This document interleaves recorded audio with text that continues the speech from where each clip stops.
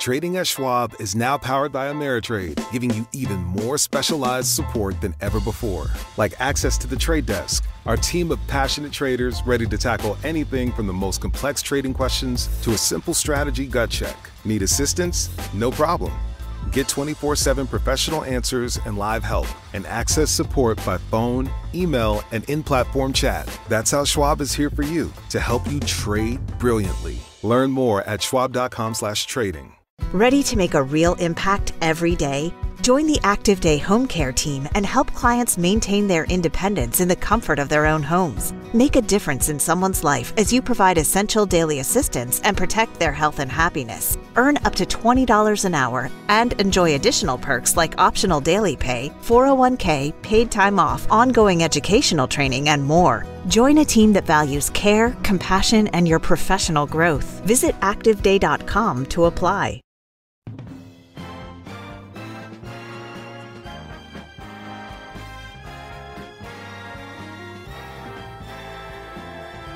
Now, the greatest radio shows of all time.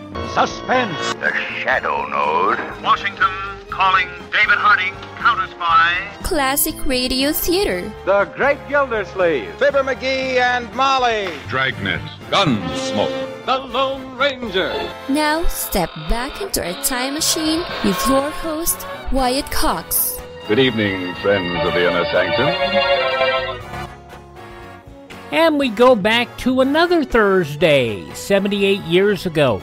This is Thursday, the 19th of June. We're going to go back to June 19th, 1947, 78 years ago, for episodes of Johnny Madero, Pier 23, and The Challenge of the Yukon. We're also going to have episodes of Dangerous Assignment, starring Brian Donlevy, from 1951. Nick Carter, Master Detective, starring Lon Clark, from 1949. And Lum and Abner, starring, well, Lum and Abner. That's all coming up next on this Sure Happy It's Thursday, 19th day of June. This is the 170th day of the year, 195 days left. Congress abolished slavery in the U.S. on this date in 1862. It meant freedom for people like Fountain Hughes, who knew no other way of life. We were slaves. We belonged to people. They sell us like they sell horses and cows. That was all over on this date in 1862. It took good people giving the former slaves a hand to understand the freedom that they had. 1865, General Gordon Granger informed the citizens of Galveston, Texas, that the slaves were free. The celebration of the day became known as Juneteenth, which is now a federal holiday, which is today. Federal Communications Commission created on this date in 1934. In 1949, NASCAR sanctioned the first strictly stock race, which would evolve into the modern, is it still the Monster Energy Cup? I believe it is. Jim Roper winning that first event back in 1949. Julius and Ethel Rosenberg executed on this date in 1953 following their conviction for spying in providing top secret information to the Soviet Union. Civil Rights Act of 1964 passed on this date following an 83-day filibuster by Democrats in the Senate. Pope Paul VI proclaimed John Newman the first male saint from the U.S. on this date in 1977. 1 year later, the first Garfield comic strip published. That's why June 19th is considered Garfield's birthday.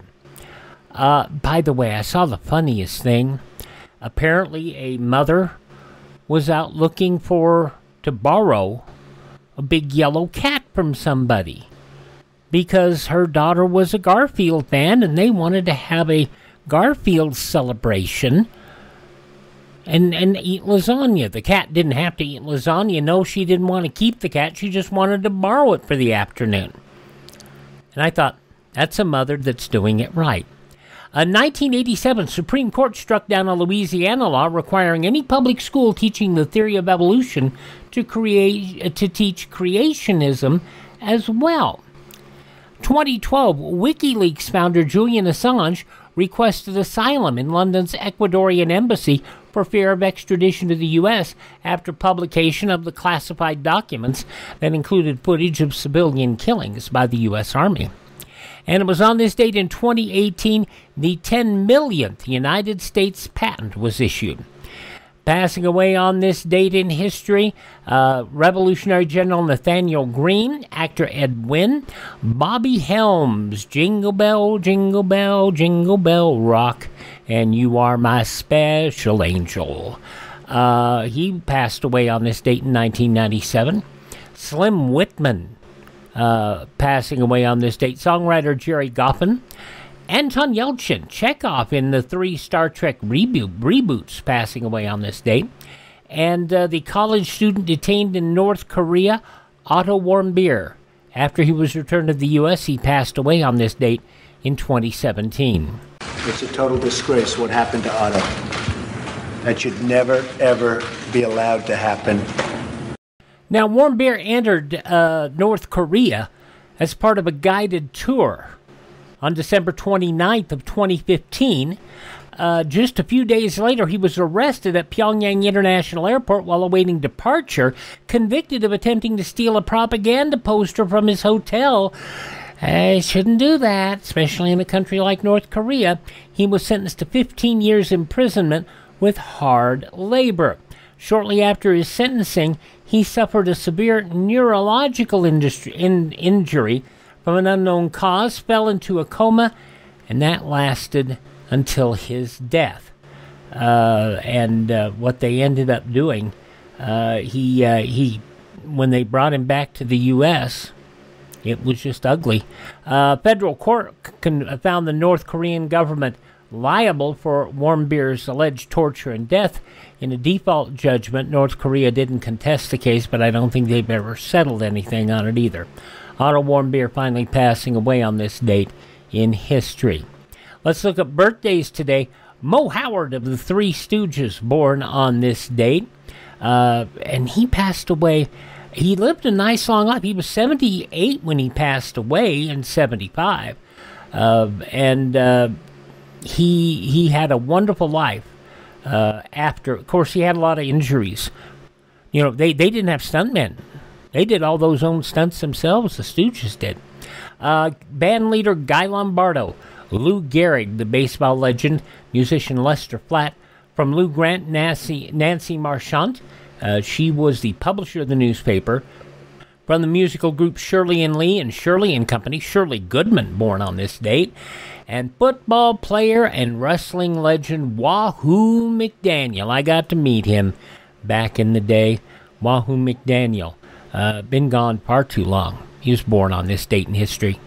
Hi, this is Jeff Foxworthy. It is now time for the birthday announcements. The following people are now officially older than dirt. Does the name Spanky McFarlane mean much to you? If you're a music fan, you remember Spanky and Our Gang from the 60s, the musical group. Elaine McFarlane, Spanky, is 83 years old today.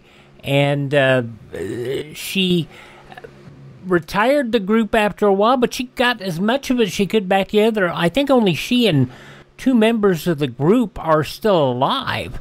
And one member of the group is still performing. And it's really great that she's still performing at 83 years of age. The author of the Satanic Verses, Salman Rushdie, is 78 today. Claire Huxtable, Felicia Rashad, is 77. You see, I am not serving Dr. Huxtable, okay? Okay. That's the kind of thing that goes on in a restaurant. Now, I'm going to bring him a cup of coffee, just like he brought me a cup of coffee this morning. From The Cosby Show, Felicia Rashad, who's done a lot of other roles. Let's just not say she was not a one-hit wonder. She's done a lot of acting, but she is still best known for The Cosby Show. Felicia Rashad, 77 today. Heart singer Ann Wilson, 75 today. Kathleen Turner, 71 today. Then you think that time travel is possible for people? Yes, it is. It is possible.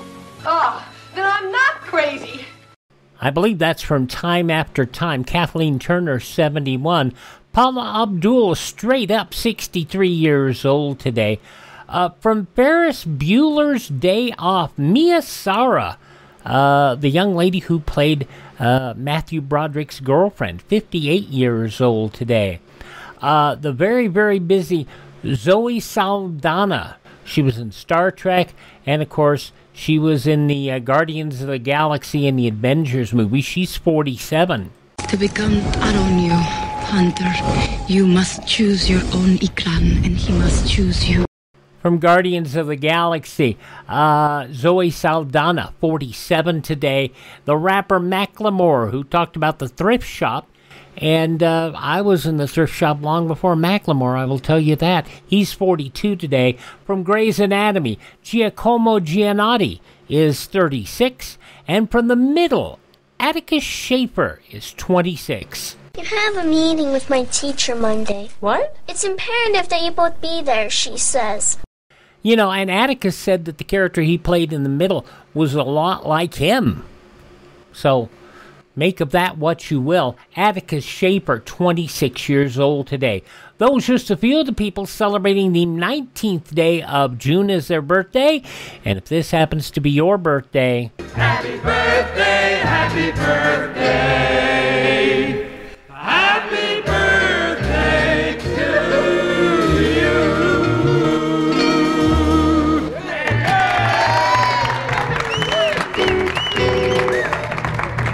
And as I said, we're going to go back to a Thursday, 78 years ago, June 19th, 1947. We're going to start off by seeing some early Jack Webb on Mutual, Johnny Madero, Pier 23. That comes up first here on Classic Radio Theater with Wyatt Cox.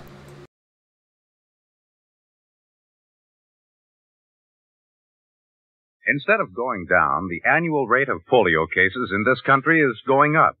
Instead of growing panicky with fear in the face of such an unwelcome fact, there is a way in which we all can join the Army which is fighting to check this trend and ultimately defeat infantile paralysis. We can contribute to the March of Dimes. Give today so that the 1952 March of Dimes will be the biggest ever and a really potent fighting force against polio. Now on this Thursday edition of Classic Radio Theater with Wyatt Cox, we're going to go all the way back 78 years ago, June 19th, 1947. Going to go to Mutual, dial on the weaker stations of the band, and find ourselves an episode of Johnny Madero, Pier 23, starring Jack Webb.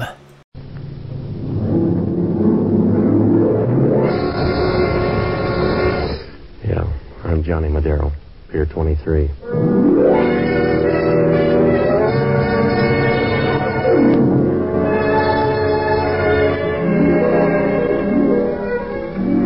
You know, the only time San Francisco really gets hot is when a tourist calls it Frisco, and then it gets warm enough to give a sleigh dog a southern accent. Down around the waterfront, they don't care so much. And for a buck, you can insult anybody but Joe DiMaggio. The piers stretch out like a big yawn from south of the ferry building clear to the China docks. You pushed over on one side so you won't notice about the same spot you'll find dust in a bride's parlor. You find Pier 23. From there, it's a short skip to Johnny Madero's boat shop. My place. The sign outside looks honest, but down here the only sign people pay any attention to is rigor mortis. I rent boats and do anything else you can blame on your environment. It works out all right. But pretty soon word gets around you got a reputation. It doesn't pay to argue, because even if you're leveling, you make as much headway as a whistler with a split lip. I found that out last Wednesday afternoon. I was looking out the window watching the tide come in when somebody in back of me coughed. When I turned, Nat Finley was standing there in the office.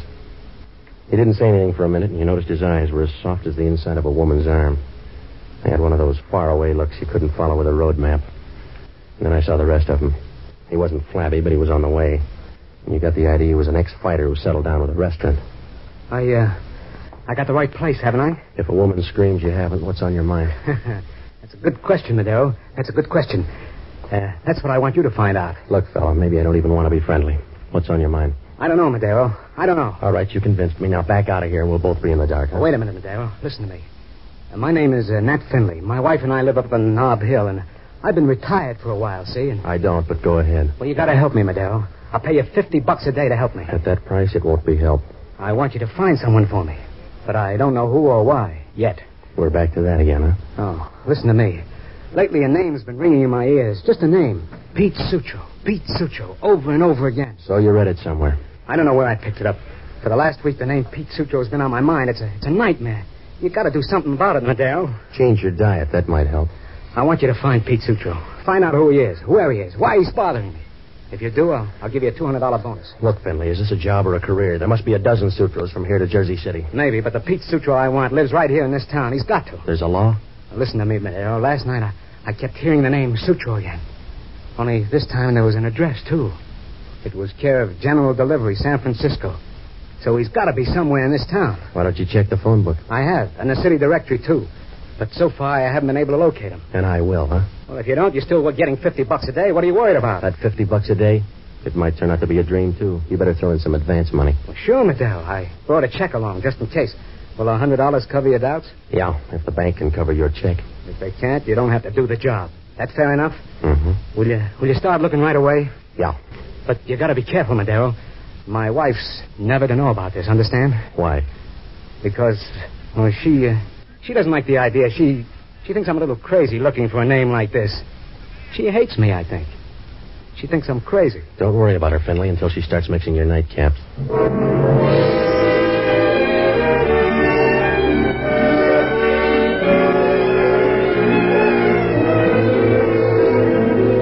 For $50 a day, I'll chase anybody's dream. Because with that kind of dough, you're rich enough to run down a couple of your own.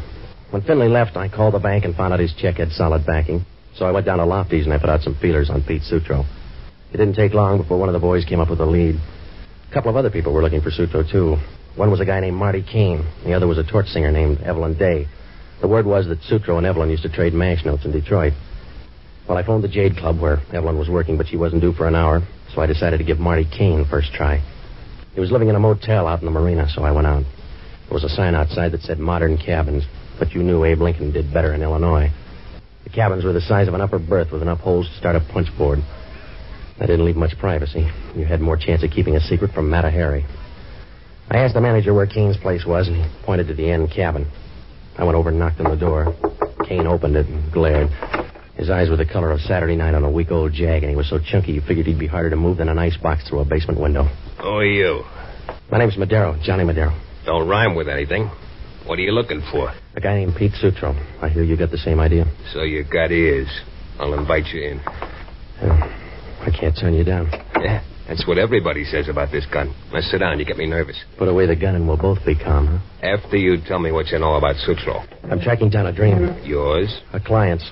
You sound anxious. What's your pitch? A wild one. Just say he owes me some dough and I need it bad now. You got the muscles. Take in laundry. I'll put you through the ringer first. I want to lead on Sutro. Yeah, we both do, but I'm not going down on my knees.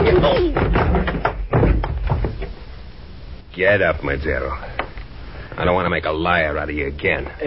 You're tough, Kane. I'll bet you got your dandruff scared stiff. Yeah, now start on yours now. What's Sutro to you? $50 a day.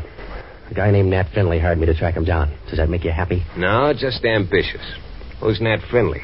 He came in and paid me to find Sutro. He said the name was giving him nightmares. Sounds like a bedtime story, Madero. Well, if you don't like it, jazz it up. It's the truth. I read the wrong papers. Give me another version. All right, if you don't believe me, Kane, make up your own.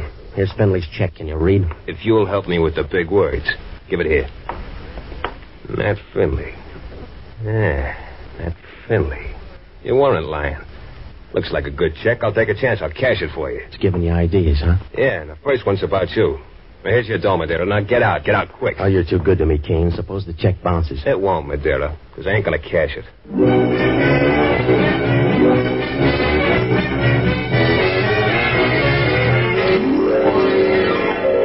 Oh, I couldn't figure it. Kane looked at the check and smiled like a guy who just learned all about the atom bomb. I walked out, and the only thing I knew for sure was the demand for Pete Sutro was big enough to start a business boom.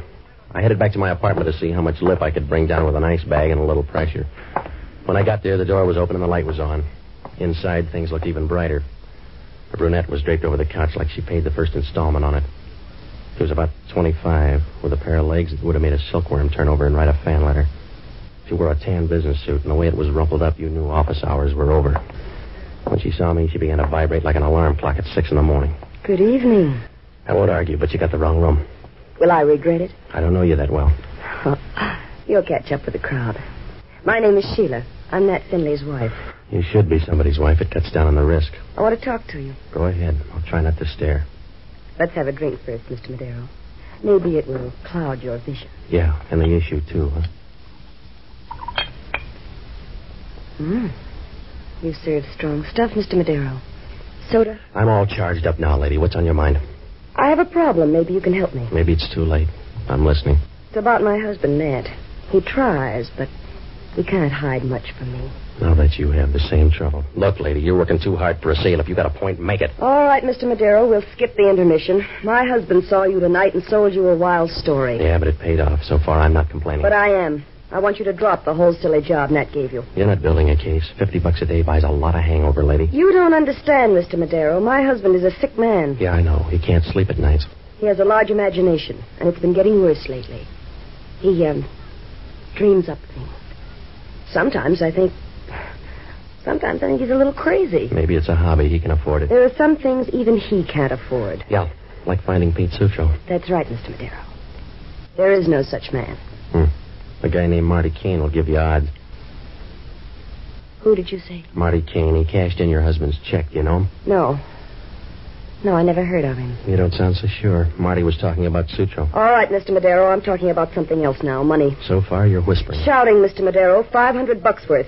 I'll give you $500 to drop the job and forget everything. All right, baby, you twisted my arm. You won't let me down, Mr. Madero. Will you? If I do, it'll be nice and easy.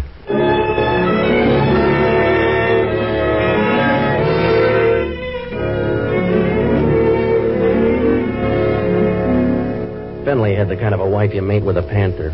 She picked up her purse and peeled off 500 fish. She wasn't talking anymore, and when she swayed out, you wondered how much night practice she'd given that rumba. Well, I was all washed up with the Finleys, and it felt good already. So did the dough. I felt like a guy whose name was just picked in a chain letter. My mind was free for the better things in life. So I called up a girl out on Van Ness and told her to meet me at the Regent Bowling Alley. I got there before she did, so I started warming up the alley. A few minutes later, it got a lot warmer because Inspector Warcheck of San Francisco Homicide began spoiling my game. Hello, Madero. It was a nice strike. You're in the wrong kind of alley, Warcheck. What do you want? Some pointers? You got time? No.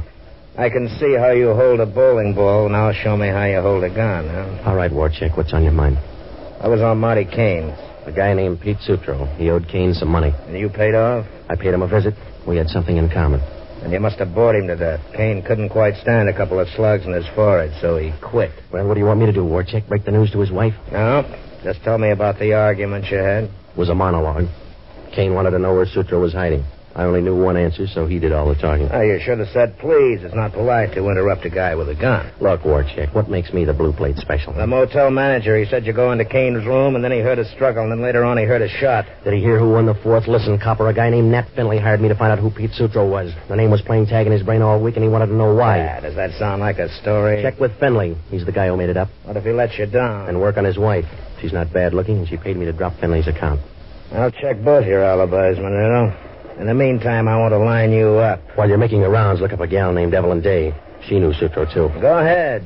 Run the police force. Tell me what to ask her. Forget it, Warcheck. You're not the type.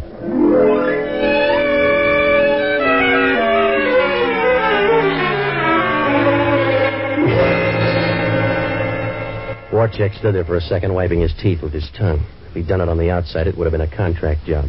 And then one of the bowlers in a tight pair of slacks brushed up against him and went out. He looked at me once more and headed after her. Well, I didn't feel much like bowling either, so I left a note at the desk for the girlfriend and started out. I knew I was in trouble. Some days it's harder to duck trouble than a handful of pebbles. Oh, I told myself I didn't kill Kane, but that was like trying to fight a fire with an anti-smoke law. The big question was Pete Sutro. Who was he? There were other questions, like why did the Finley dame buy me off? And why did her husband want Sutro in the first place? Well, there were no answers, and I felt about as safe as an alligator walking through a handbag factory, so I looked up the only good guy I know, a waterfront priest named Father Leahy. I found him in his room flipping through a couple of raffle books. Hello, Johnny. You're just in time to buy a ticket. The boys' club is raffling off an electric toaster. I'm already a little burned, Father. I'm in a spot, Johnny. The boys gave me a quota to fill. I got stuck at a banker's luncheon all afternoon. You know what they're like on risk. Yeah. I've got to sell some tickets. All right, I'll buy a couple, but I need your help. I'm in trouble. You'd better buy 5. At a time like this, both of us can afford to be generous. What kind of trouble? This won't take long, Father. You always say that, but it adds up. You don't realize it, but I lose whole weekends that way. Will you please listen, Father? Warchick wants to pin me down on a murder. He's got the weight.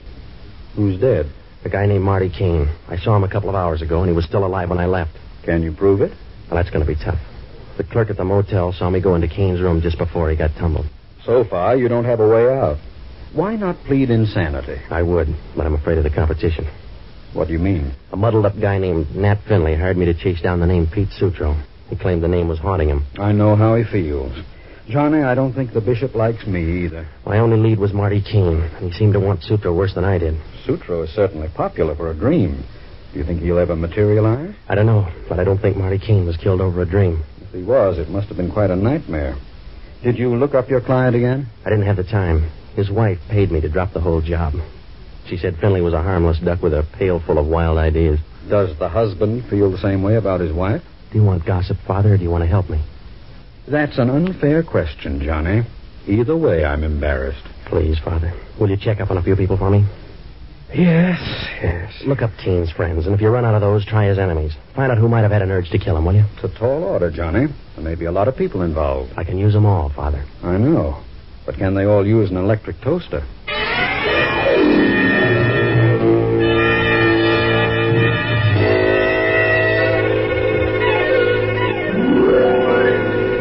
When I left Father Leahy, I knew I still had one base to tag. It was Sutro's ex-flame, a doll named Evelyn Day. I drove down to Eddy Street and I parked near the Jade Club. Well, it's not a bad place, but on a slow night, even the winos are afraid to go in. Inside, it was dark enough to hide the decimal point on a check, and over by the bar, there was a piano playing music that nobody was listening to. And then Evelyn came out. And right off, he started hunting for the nearest fire exit. She had red hair about this side of 98 degrees, and she wore a black evening gown that held up by one strap and a prayer. She was the kind of a girl who could wear a Mother Hubbard and make it look like a negligee. And when she sang, it came out low enough to strike oil. After she was through, I asked the bartender to give her a message. She walked over to me, and she wasn't happy one way or the other. Are you the man who wanted me? One of them. You're Evelyn, huh? Yeah. What'll it lead to? A crisis if you don't sit down. All right. You've got me interested. Now, what's on your mind? That we can talk about? My name's Madero. Now, let's start with a friend named Pete Sutro. Let's continue. What do you want to know about him? Where is he? Are you a cop, or will you pay for the right answer? I need too many of them, baby. I'm way out ahead in a murder derby, and I'll pitch homicide anybody I can get. What do you want Sutro for? I think he shot Marty Kane. Someone should have. But you're betting on the wrong horse. You're prejudiced. Sutro was your boyfriend. That's right. He was my boyfriend. But I haven't seen him lately. All right, then. What was the last thing you did with him? I'll read my diary to you someday. Now, look, baby, you got a choice. I'm going to rough you up or let the pros do it. Let go of my arm, Madero. Or I'll call a bouncer. Call Sutro. Now, start talking before I bruise you up good. Slow down, Madero. You're out of my weight class. Yeah. I'll tell you what you want to know. Should I take notes, or is this going to be quick? I don't know. Depends on how sentimental I get. That's all right. I got a handkerchief. Okay, I'll tell you. I used to be Pete Sutro's girl in Detroit. Then one day he skipped out and left me hanging on the vine. Don't worry, baby. You haven't withered yet. I started looking for him, and so did Kane. Why Kane? He and Pete had a deal together. Pete ran out with all the dough. Your boy should have run for Congress. He's got a nice record. What kind of a deal did he have with Kane? I don't remember. All of a sudden, huh? I'm shy when it comes to strangers. Let's just end it by saying Pete disappeared. Let's say you're dummying up. I love Pete, and I wouldn't want anything to happen to him. Do you carry a picture with that torch, baby? Sure. Want to see? Here's a snapshot of Pete in my locket. Do you know him? Not this season, no. I want him back. He was a good guy. Yeah, your boy worked up a lot of people. He made #1 nightmare for a guy named Nat Finley. I heard. And I want to see Finley, too. You saw me, miss. But I want to talk to Madero. Hello, Finley. I got to see you alone, Madero. And I got to see you now. You lost your option. I'm freelancing again. Well, you can't walk out on me. This is going to hurt, fella. Your wife paid me to drop the job. That's what I got to talk to you about, Madero. I think she wants to drop me, too.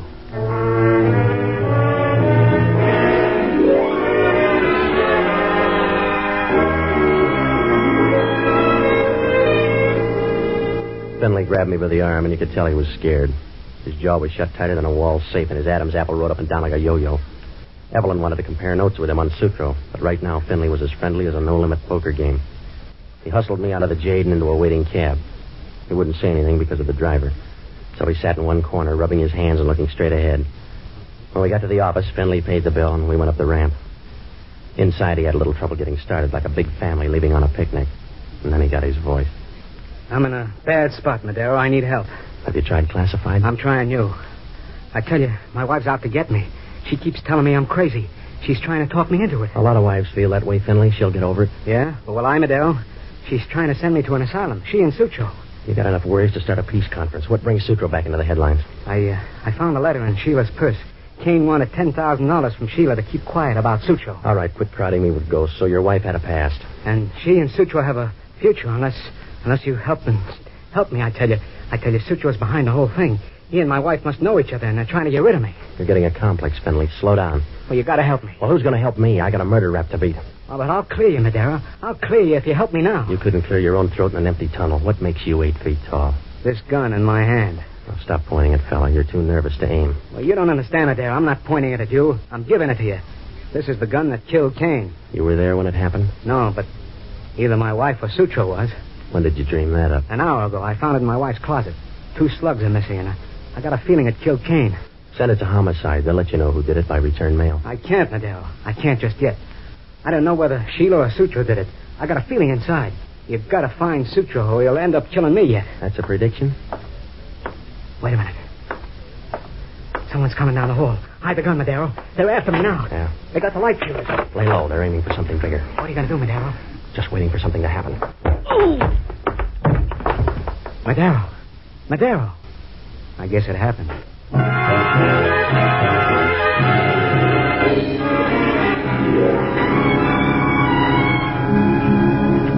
Somebody turned a flashlight in my eyes and then hit a 4-bagger. If they hung around, they could have seen me do a couple of quick quivers a chorus girl would have been proud of. I laid there in the dark for a while, and if you're going to look messy, a blackout isn't a bad place to do it. After a while, I tried to get up, but my stomach felt as empty as a horse laugh at a funeral. I sprawled out again, and I tried to figure how a name like Pete Sutro could start so much pain. Then the lights went on. They should have stayed off because Warcheck was breathing over me like a steam engine with a broken heart. Hello, Madero. Does the light bother your eyes? Yeah, Warcheck. Get out of it. Get used to it. It's a lot stronger down at headquarters. Tell me about the gun on the floor. I heard you were coming. I wanted to commit suicide. You didn't try hard enough. Just got a phone tip that said you had the gun that killed Marty Kane. Hand it to me. All right, Copper, I'll make it easy for you. Finley left the gun here before somebody sapped me. Uh-huh. Who's somebody? Don't any of your friends have names? Sure. Check with Finley. He was here when it happened. It was dark, Madero. How did he see? With an electric eye? I don't know. Maybe he smelled his wife's perfume. Look her up, too. She's that interesting, huh? Kane used to think so. What do you mean? It was blackmailing her. Look, Madero, a grocery list is blackmail to you. What put you on the inside? Finley found a letter in her purse. Kane wanted $10,000 to keep quiet about Sutro. Finley told you all about it, huh? He can't keep a family secret. And the wife tumbled Kane to keep him quiet. Is that the idea? Well, this is your good day, Warcheck. Find Sutro now, and you've licked the whole thing. No, you find him, Madero, and we'll give you a reward. You're too generous. What's the pitch? Sutro's wanted for a payroll robbery in Detroit. He's been out of sight for a year now. He hasn't been out of mind, though. Finley thinks his wife is carrying on a sideline with him. Look, Madero, I talked to your boy, Finley. He's got enough dreams to start a mattress factory. I don't believe him, and I don't believe you. You don't believe the world is round. Take stock, Warcheck, and start learning. Yeah, I will. Let's see how much the fingerprints on this gun teach me. If you've got a story, I'll stay after school. You'll still wear the dunce cap. That's all right, Madero. There'll be a badge on it.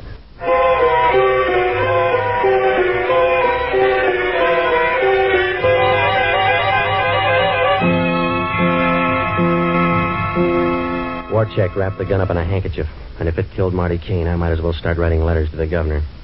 The gun was a plant, but I had about as much chance of selling that to Warcheck as a pair of short pants to a reform school. Warcheck stood there and smiled, and then he walked out. There were a lot of questions again, like who sapped him, and did Finley really have a story? The more I thought about it, the more snarl it got. And then the phone rang. Yeah. Hello, Johnny. This is Father Leahy. Are you still free? Yeah, but I'm breathing hard. How'd you make out? Fine, Johnny. I sold 10 raffle tickets. What'd you find out? Warcheck just got a teletype. Sutro pulled a payroll robbery in Detroit. They think Monty Kane helped him. Well, that figures. What else? Sutro and the dough are supposed to be somewhere in town. Yeah, even the bloodhounds are worried. How does Sheila figure? She and a girl named Evelyn were both in love with Sutro. But rumor has it that Sutro's favorite was Evelyn. What about Finley? Sheila must have got tired of sharecropping, so she settled for Finley. They both came in from Detroit about a year ago. But, Father, it's still fuzzy. Marty Kane was blackmailing Sheila because of Sutro. There must be a tie. Evelyn's asking the same question, and she thinks Sheila knows the answers. She's on her way to the Finley place for a showdown. Thanks, Father. I'll tag along and grab a seat on the sidelines. It'll be a free-for-all if those two girls tangle. Don't worry, Father. They won't get in my hair. Don't be too sure. Samson had trouble with one girl.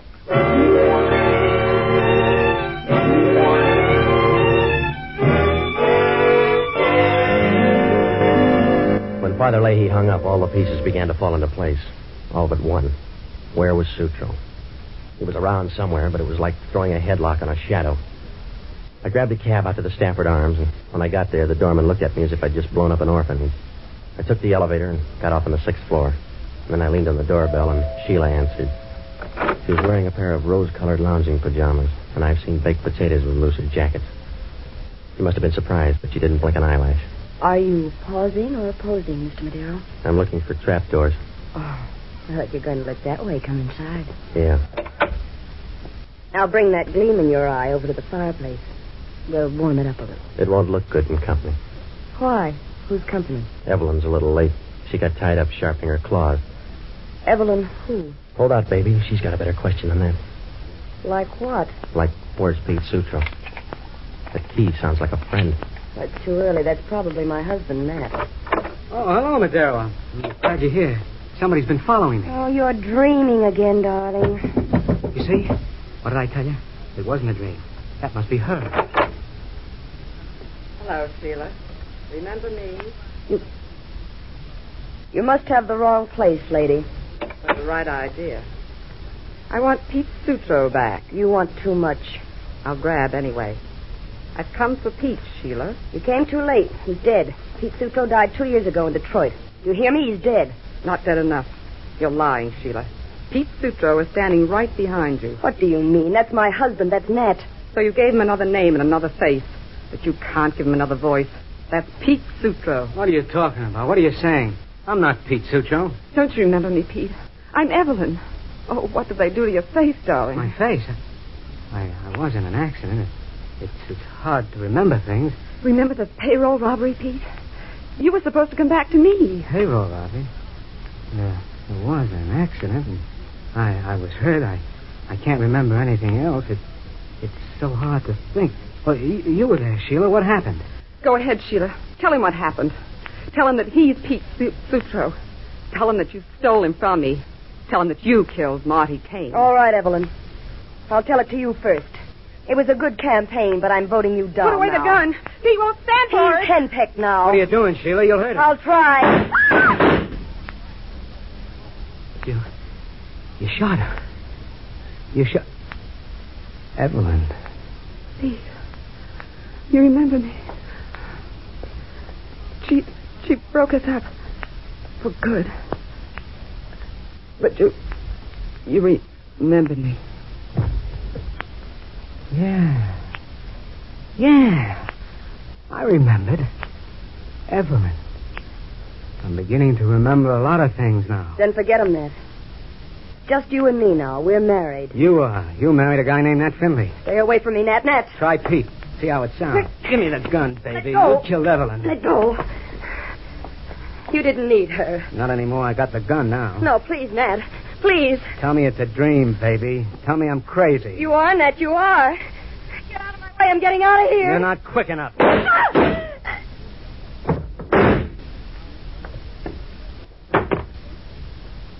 The gun's empty now.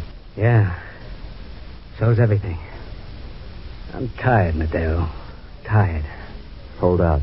It's going to be a long trip. Yeah. I told you, Madero. Pete Sutro was going to kill me in the end. Yeah. You talked yourself into it.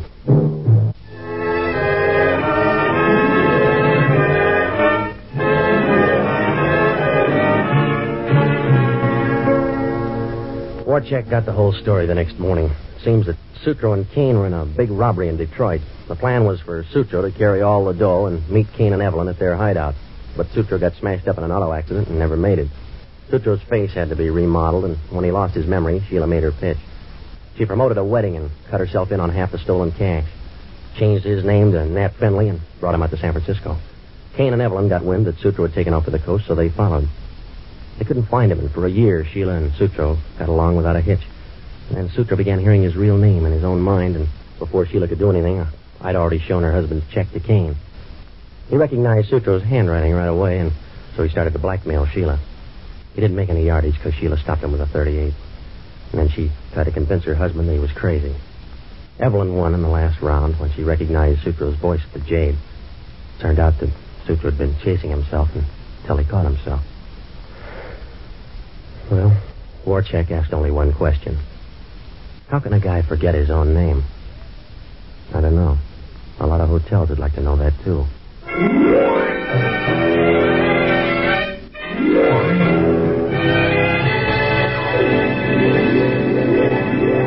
Johnny Madero, Pier 23, starring Jack Webb as Johnny Madero, has been presented by the Mutual Network. Johnny Madero is written by Herb Margolis and Lou Morheim. Gail Gordon played Father Leahy. Bill Conrad played Inspector Warcheck of Homicide. John Garfield played Nat Finley. Others in the cast were Gene Rogers, Joan Banks. Original music was composed and conducted by Harry Zimmerman, and the entire production was directed by Nat Wolff. Tony Lafrano. This is the Mutual Broadcasting System. A lot of big names in that production, as I'm sure you noticed. You gotta love it. Great old shows. That was Jack Webb's first national program. Johnny Madero, Pier 23. And I know people are going to say, well, he's just copying the style of Joe Friday. This is 2 years before Dragnet even went on the air. So no, he wasn't copying. He was creating. And you notice Father Leahy, Gail Gordon in a dramatic role, and the cop Warcheck played by William Conrad. Good stuff. Johnny Madero, Pier 23, as it was originally broadcast on Mutual 78 years ago today, June 19th, 1947. Take a look at the news from this date 78 years ago when Classic Radio Theater with Wyatt Cox continues in just a moment.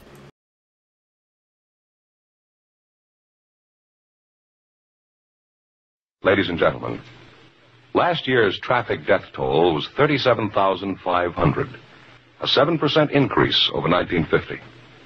The National Safety Council believes that the best way to promote safety on the road is for each of us to know and obey traffic laws, to read and heed traffic signs.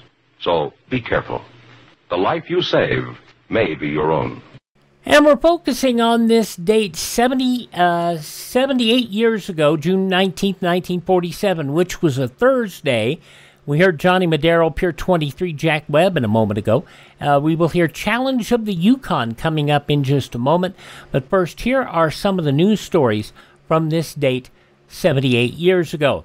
United Nations Disarmament Commission refused yesterday to link atomic control with negotiations on general disarmament. Soviet delegate Andrei Gromyko immediately predicted the action will cause disarmament efforts to collapse. The artificial separation of these two questions will involve the collapse of efforts to implement the UN General Assembly resolution on regulation of armaments, and this will all of its consequences, according to Gromyko, who protested the Commission's refusal to link atomic control and general disarmament contrary to the wishes of the UN General Assembly. A ship operator spokesman who refused to be identified last night reported that operators had made a wage increase offer to the three unions involved in the CIO Seaman stoppage, and that two of the unions considered it satisfactory.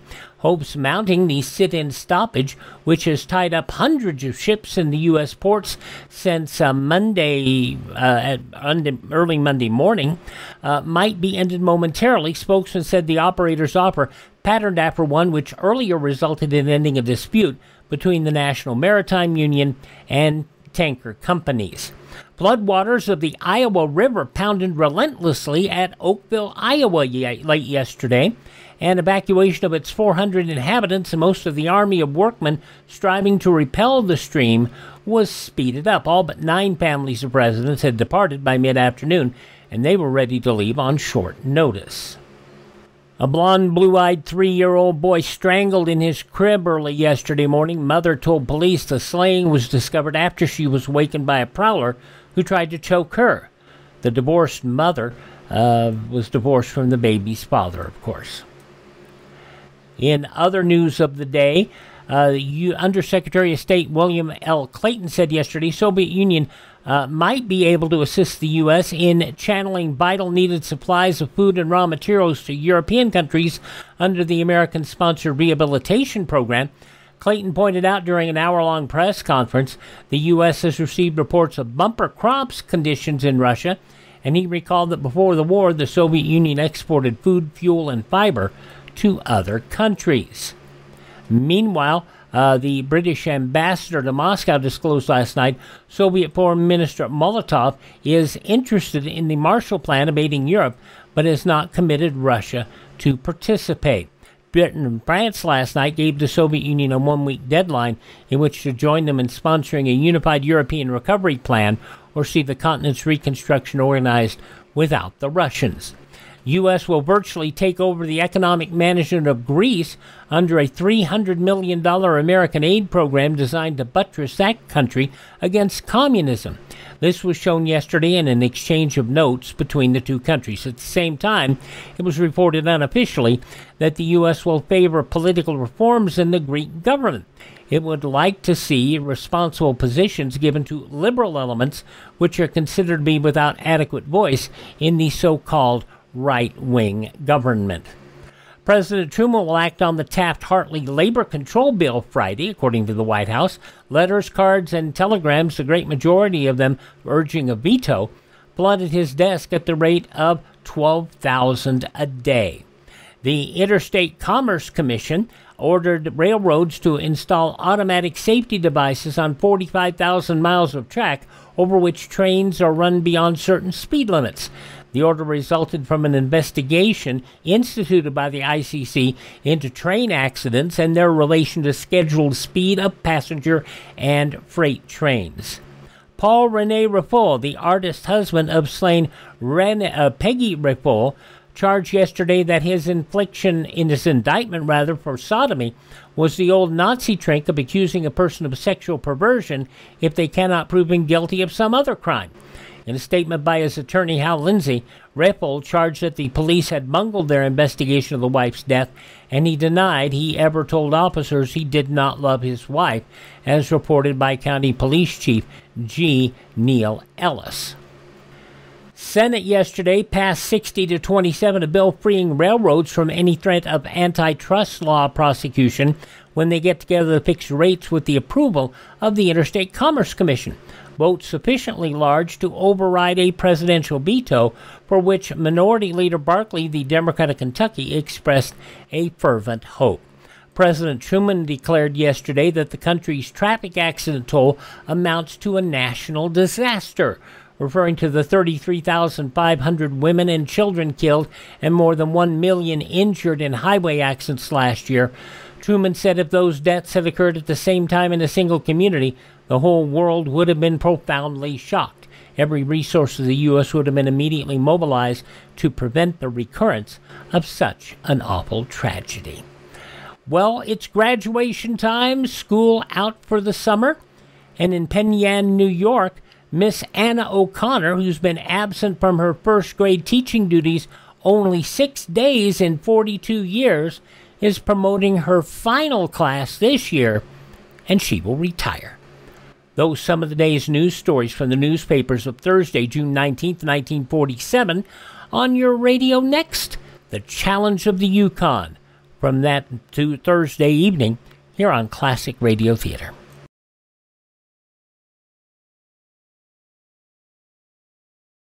Americans have always been noted for their know-how. And you young men in search of a career, you can put this practical talent to excellent use in one of our nation's many engineering schools. At the present time, we need engineers. We need them to maintain our scientific and engineering superiority. So look to your future, to America's future. Plan now to become an engineer. Engineers, plumbers, we need all sorts of electricians and electronic engineers as well. Folks, encourage the youngsters to get into the trades. You would be shocked to know how many jobs are going untaken. Okay, we're going to go back now to the final show from that Thursday, 78 years ago, June 19th, 1947, the Challenge of the Yukon. The Challenge of the Yukon.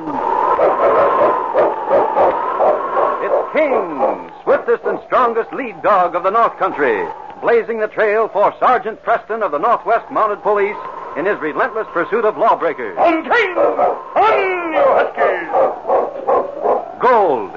Gold discovered in the Yukon. A stampede to the Klondike in the greedy race for riches. Now back to the days of the gold rush when Sergeant Preston and his wonder dog King battled through storm and snow to preserve law and order as they met the challenge of the Yukon.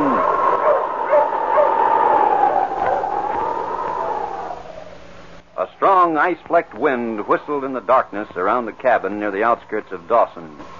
Its fury seemed to enhance the cozy comfort of a blazing log fire that beat back the cold and threw a rosy light on Pat Daly and Sergeant Preston of the Northwest Mounted Police sitting before it. At the Mountie's feet lay a huge silver-gray dog.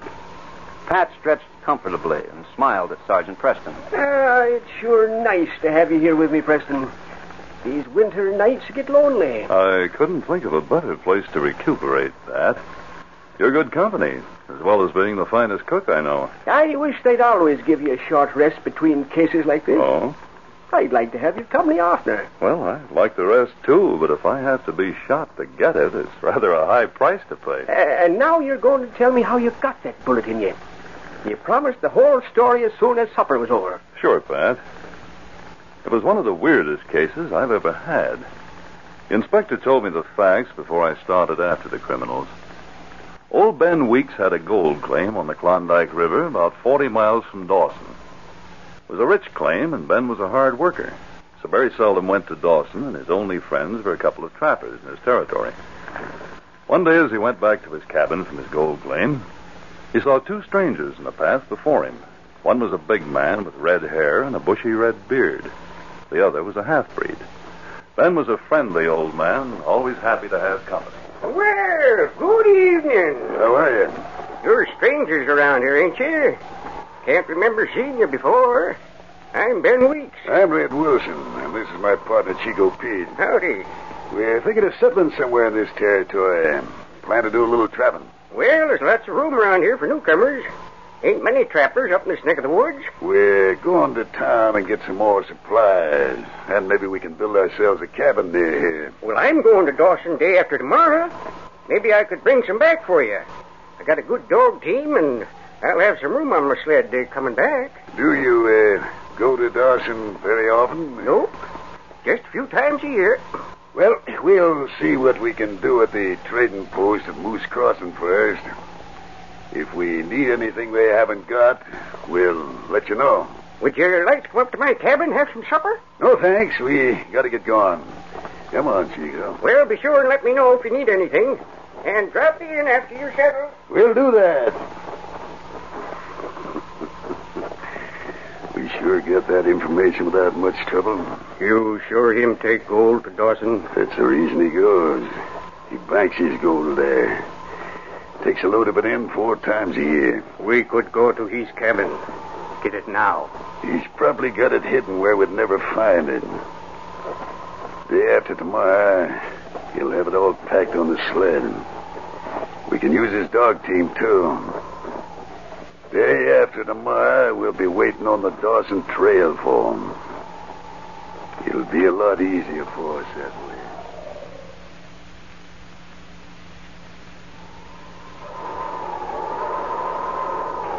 Here comes the old codger. I'll let him have it when he goes past this rug. You kill him? Sure. He got enough dust to make us independent for life. Get ready, here he comes.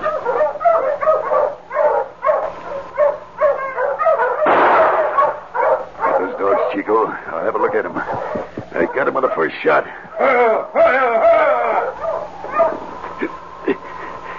Yeah, he's done for, all right. Let's have a look at the stuff on the sled. He's good, dog team. Yeah. It'll help us get away from here. Yeah, there ain't many supplies on this sled. But here's what we're after.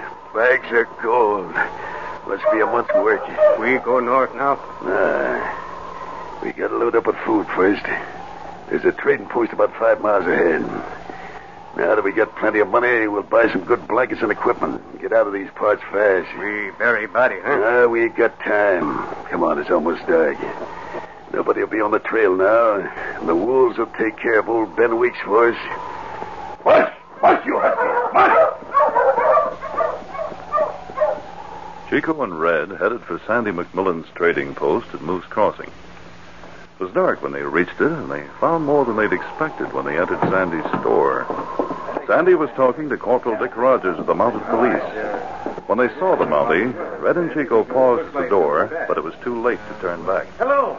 Anything I can do for you? Well, yeah, we want some supplies. Come on, Chico. I'm Corporal Rogers. You men trappers? Yeah, we're planning to be. We're just starting north. You want about 2 weeks' supply of food? Yeah.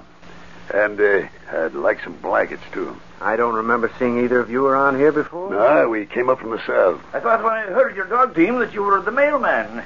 He was due here early today, but he ain't showed up. He'll be along yet, Sandy. Nelson never misses his schedule by much. Listen, that's the dog team. But that's Nelson now. Which way is he coming from? He's coming from the north, the regular trail. Hey, Sandy. Hello, Nelson. Come on out and help me. We just found old Ben Weeks on the trail. He's been shot. Oh, hello, Corporal. You found Ben Weeks shot? Yeah. This looks like a job for you. Come on, Corporal. We'll get him into the back room. Right, Sandy. Where about you, quick? Yeah, them fine men you shoot. Quiet. We run away? Quick, see if there's a lock on the back room door. Get the key if there is. I have key. Did you notice whether there's a window in that room? Just a small one. We've got to get the men there and lock them in. What? The Mountie? I'm going to have to take care of the Mountie. Quiet, here they come. I thought you were dead at first, but you were still breathing. He's right in this back room. There's a cot. Careful, boy. He's badly hurt. All right, watch this door now. You stand by the door, Chico. I'll get the Mountie out here. We better go. He said Ben wasn't dead. If he gets conscious, they'll know we're the ones that done it. Get by that door and lock it after the Mountie gets out. I know, like. Corporal Rogers! Corporal Rogers! Come here, quick! What's wrong? What's the matter? Look what I found. Must have dropped out of that man's pocket when you brought him in here. What did you find? What is it? Say, why did you... That takes care of him. I'll bring the Mounties together and the supplies on the counter. Chico, take your knife and cut the traces on the mailman's dog team. Cut the harness on the Mountie's team, too. We don't want them to follow us. Me too. You hurry. I got it. All right, hurry up, Chico.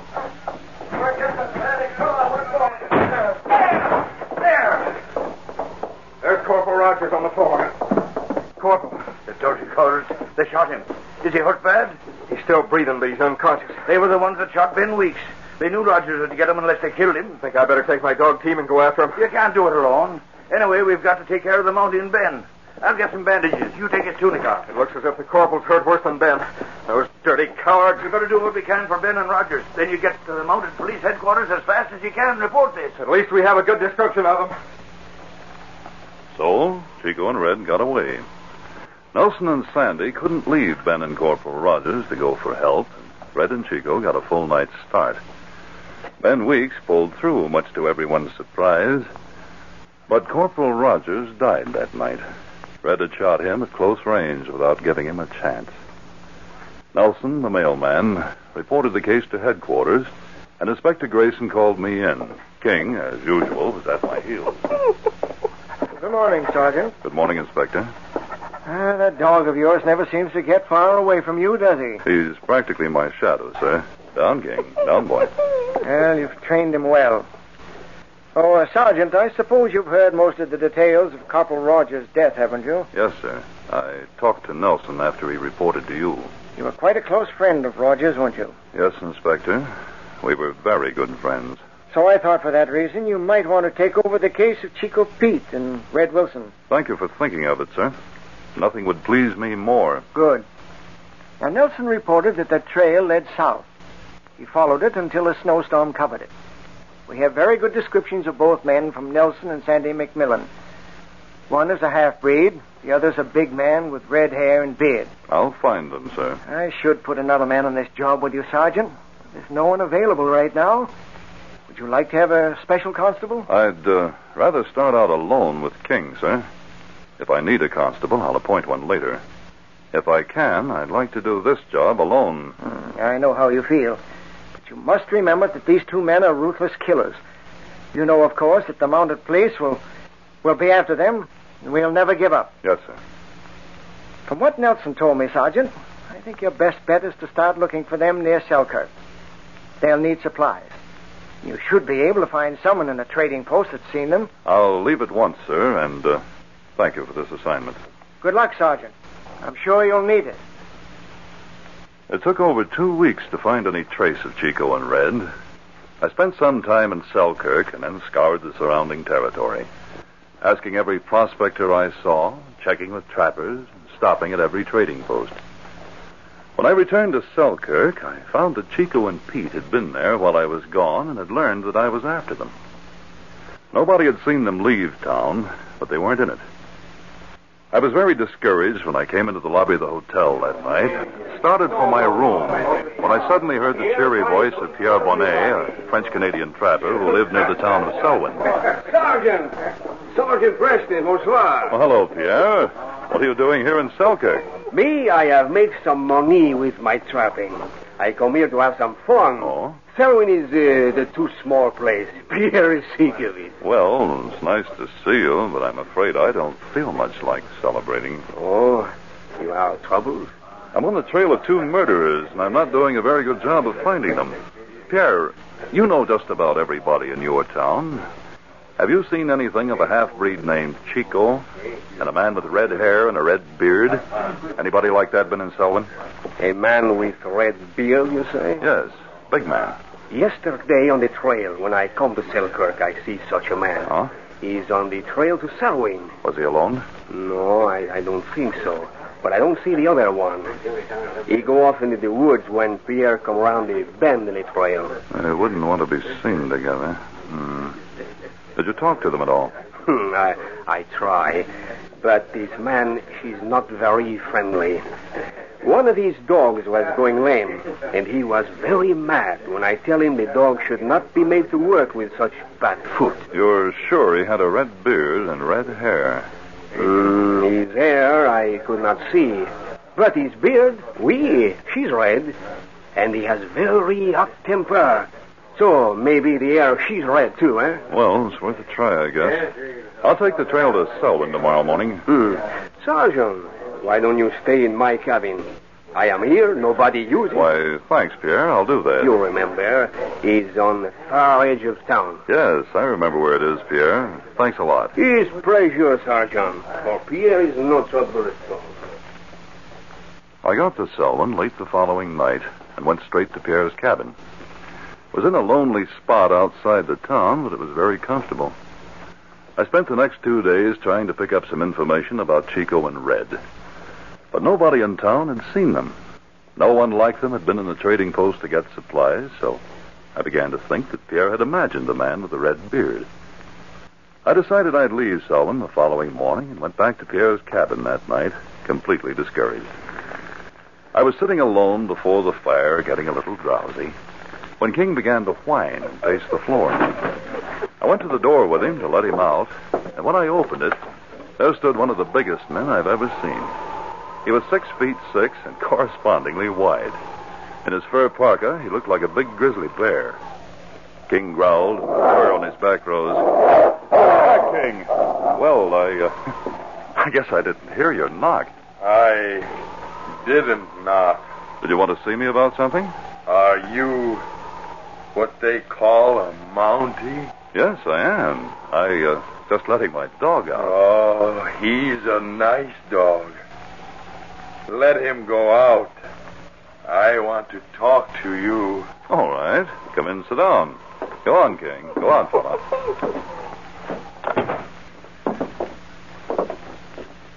Are you in trouble? I want my dog back. Your dog? Did you lose him? You've got him. What?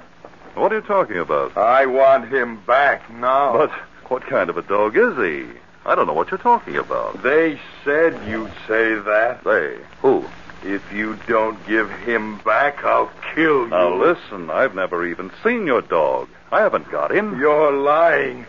They said you'd lie. I'd be glad to help you find him if you Tell me where he is, or I'll get you now. But I can't tell you where he is. I don't know. You know, but you won't give him Just to a me. minute. Let me talk. I'm going to kill you.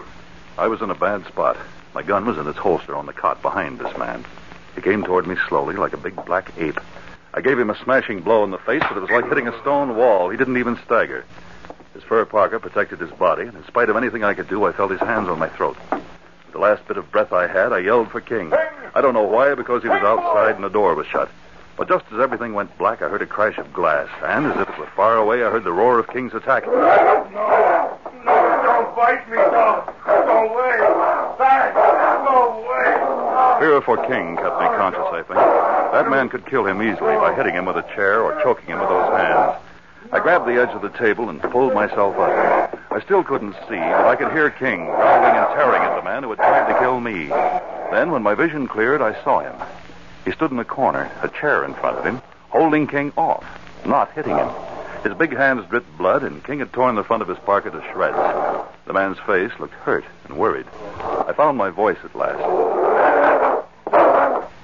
King, back, fella, back. But watch him, boy. He bit me. He's the first dog ever bite me. You didn't try to kill him, did you? No, I wouldn't hurt a dog. Dogs like me. I like dogs. That's why I was mad at you. You won't tell me where you hid Jock. Jock? Jock is my dog. Why didn't take Jock? Can't you see, man? This is my dog. Why would I want your dog when I have this one? This dog likes you just the way Jock likes me. He broke through the window to help you. Well, that proves he's my dog, doesn't it? That proves I didn't take yours. But... Yes.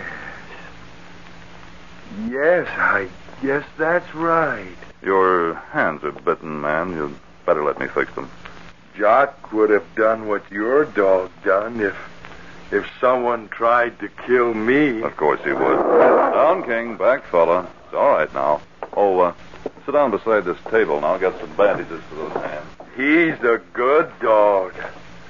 I like your dog. What's your name? Martin. Grizzly Martin. Grizzly Martin. Well, let's have a look at those hands, Grizzly. You live around here? Yeah. Me and Jock. That is, till he went away. We live all alone. We never see people much. They were the first ones for a long time. They? Who? The men who said you took my dog. They came 2 days ago. They wanted to buy Jock. I told them I'd kill anyone who tried to take him. Then the next day, Jock was gone. They told me a Mountie took him while I went to town for them. Well, how did you know where to find me? The people in town knew you were here. I asked them. Those men who said I took your dog, now what do they look like? One was white. The other was part Indian. Did they go to town at all? No. They didn't want to. They gave me money to buy things for them. And then they gave me money to buy tobacco for myself. I see. You live far out of town? Yeah. Me and Jock, we live way back in the hills. Nobody ever finds us. These men did. But now they've gone away. I knew then what had happened. Red and Chico knew that I was on their trail, and by chance they'd found Grizzly back in the hills where they were hiding out. Because he was weak mentally, he was easy to fool. He was childish and harmless, except for that one thing, his dog. Chico and Red hoped that he'd kill me, and their plan had almost succeeded. I kept Grizzly with me that night, and the next morning we started early to see if we could pick up the trail of Red and Chico. I questioned Grizzly on the way to his cabin. Grizzly, do you know from which direction those men came to your cabin? They came from where the sun set. Oh? Well, we'll look over the country west of here. There was a snowfall yesterday. We should be able to pick up their tracks. I think they're the ones who stole your dog. I'll kill them if they took Jock. Would you know Jock's tracks if you saw them? Sure I would. Jock is bigger than any dog I ever saw. And his front paw is twisted. He got it caught in a trap once. One of their dogs went lame, I think. They must have needed another one. We're lucky we'll pick up their trail. On King! On! We were lucky. We found their campsite to the west of Grizzly's cabin in the hills. And there were tracks in the fresh snow. As Grizzly bent over them, he became wildly excited. He began shouting and waving his big arms. They got Jock! Here's his track! They stole him! They're making him pull their sled! I'll kill them! I'll kill them! They stole Jock! Hold on, Grizzly. Don't get so excited. Calm down. I'll kill them, I tell you! They took Jock! I'll get Jock back for you. Now, I want you to go back to your cabin. Go home and wait until I come back. No! I'm going to catch them! They took Jock! No, Grizzly. You must go back and take care of those hands of yours. My hands don't hurt anymore. I'll kill them. I'm going to find them. Grizzly, I can't take you with me. It may be days before I catch them. You can't go. I won't let you. You can't stop me. Oh, yes, I can. I have this gun, see? Now, don't make me use it. King won't let you hurt me. You can trust me, Grizzly. I promise you I'll bring Jock back. They're bad. They'll kill you and take your dog, too. I can take care of myself. Now, please go back and stay there. I'll bring your dog back with me. Well, they took Jock. They made... Grizzly hesitated, and then, muttering to himself, he turned and ambled toward home like a big Kodiak bear. I watched him leave and started in the other direction on the trail of Chico and Red. On, King! On, you huskies! Chico and Red were headed west, and I knew they were planning to cross the mountains to the border of Alaska. But to do this, they had to break a fresh trail, which slowed them down. They hadn't had much of a start, and my dogs were fresh, so I knew I could catch them. I reached the mountain trail the next day. It was treacherous and heavy going for the dogs going up and around the mountain. We'd reached a point where the trail was narrow. A slope ran down from the side of it and ended in a sheer drop of 200 or 300 feet. Suddenly, as we rounded a bend, King gave a sharp bark. At almost the same instant, a gun went off. I felt a stinging pain in my right shoulder that spun me around. As I fell, I heard King attack and saw him go over the side of the trail, rolling down the slope in a snarling heap with the man who had shot at me. My right arm was helpless. I tried to struggle to my feet as I fumbled with my left hand for my gun. Then I heard a voice beside me. Stay still, Mountie. This time you die. Chico. Your dog may be killed Red. Now I kill you. Do not reach for gun. How'd you get back here? We see you from upper trail. We come back, wait at bend. Now see this gun, Mountie. I'm going to shoot you right now. I'll never be closer to death than I was at that moment as I stared into the rifle barrel of Chico, the half-breed. He enjoyed my helplessness and waited a moment, looking at me with his small, beady eyes like a snake before it strikes. And then suddenly, from around the bend behind him, there loomed a massive figure. It came soundlessly and swiftly, and Chico screamed in terror as Grizzly Martin picked him up like a sack of flour and hurled him over the slope. Grizzly! He's dead now. He went over the brink. How'd you get here? I came after you. I knew they'd kill you. Where's King? Did he go over the ledge? No. He's got the other one. Beside the edge of it. Now I'll kill the other one. No, Grizzly. Help me first. I'm shot. Get me to my sled. I'll carry you. Oh, you can't, man. I'm too big. I can. Oh, be careful. It's my right shoulder. There. I never saw a man as strong. Now I kill the other one. Grizzly, wait. Stop. I'm going to kill him. No, Grizzly. He's my prisoner. He knows where Jock is. If you kill him, you won't know where to find your dog. I must find Jock. If you do as I say, you will. Get Red up from the side of the slope, man. If he's hurt, carry him. But first get my gun out of the holster for me. There it is. Thanks. I'll call King off and you get Red, but don't hurt him. He better tell where Jock is. Careful now, don't slip. Back, King. Come here, boy. Let him up. Grizzly will help you from up here, Red. Good boy, King. Oh, thank the Lord you didn't go over that cliff. Stay close to me, fella. Where's my dog? Where's Jock? He's all right. Don't hit me, Grizzly. All right, Red. Where's your dog, team? It's up here around the bend of the trail. Is Jock all right? Sure, he's all right. Please, Marty, don't let Grizzly or that dog of yours hurt me. Are you hurt much? Can you walk? Just bruised. I can walk. I'll take you to Jock, only don't hurt me, Grizzly, huh? Lead the way, Red. I don't think you'll try anything with King and Grizzly behind you. I'll follow on the sled. I'm going. Only keep those two away from me. We went up the trail to the place where Red had left his dog team. Jock, Grizzly's big dog, was hitched to the sled, and that was when I needed my gun. Grizzly took one look at Jock and turned on Red. He was wild with fury. You used a whip on him. You hit him. His head is cut.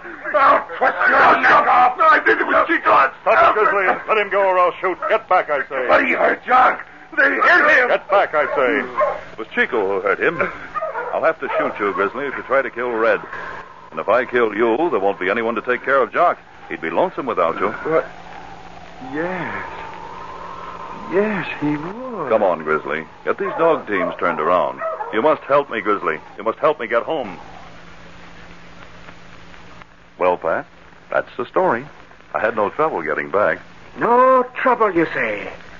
Bringing in a murderer with only a dog and Grizzly to help you, and a bullet in you besides. No trouble. Well, it wasn't exactly a picnic. But Red was so afraid of King and Grizzly that he did everything I told him to, and he didn't try to get away. And what about Grizzly, Sergeant? Did you turn him in? Grizzly had saved my life, Pat, and I felt that I owed him his freedom. But ain't it dangerous letting him roam around? Oh, he's perfectly harmless if no one bothers his dog. Of course, this story is spread around by now, and I'm sure that no one will ever try it. Grizzly and Jock live alone in the wilderness together. They don't see much of civilization. And so King saved your life twice in this assignment. Mm-hmm. He certainly did. He heard me say his name. Look at him, will you? Putting his big paw on your knee. Hello, fella.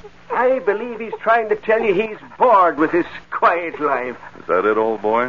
You missed the excitement? Well, don't worry, King. We'll soon be back on the trail again.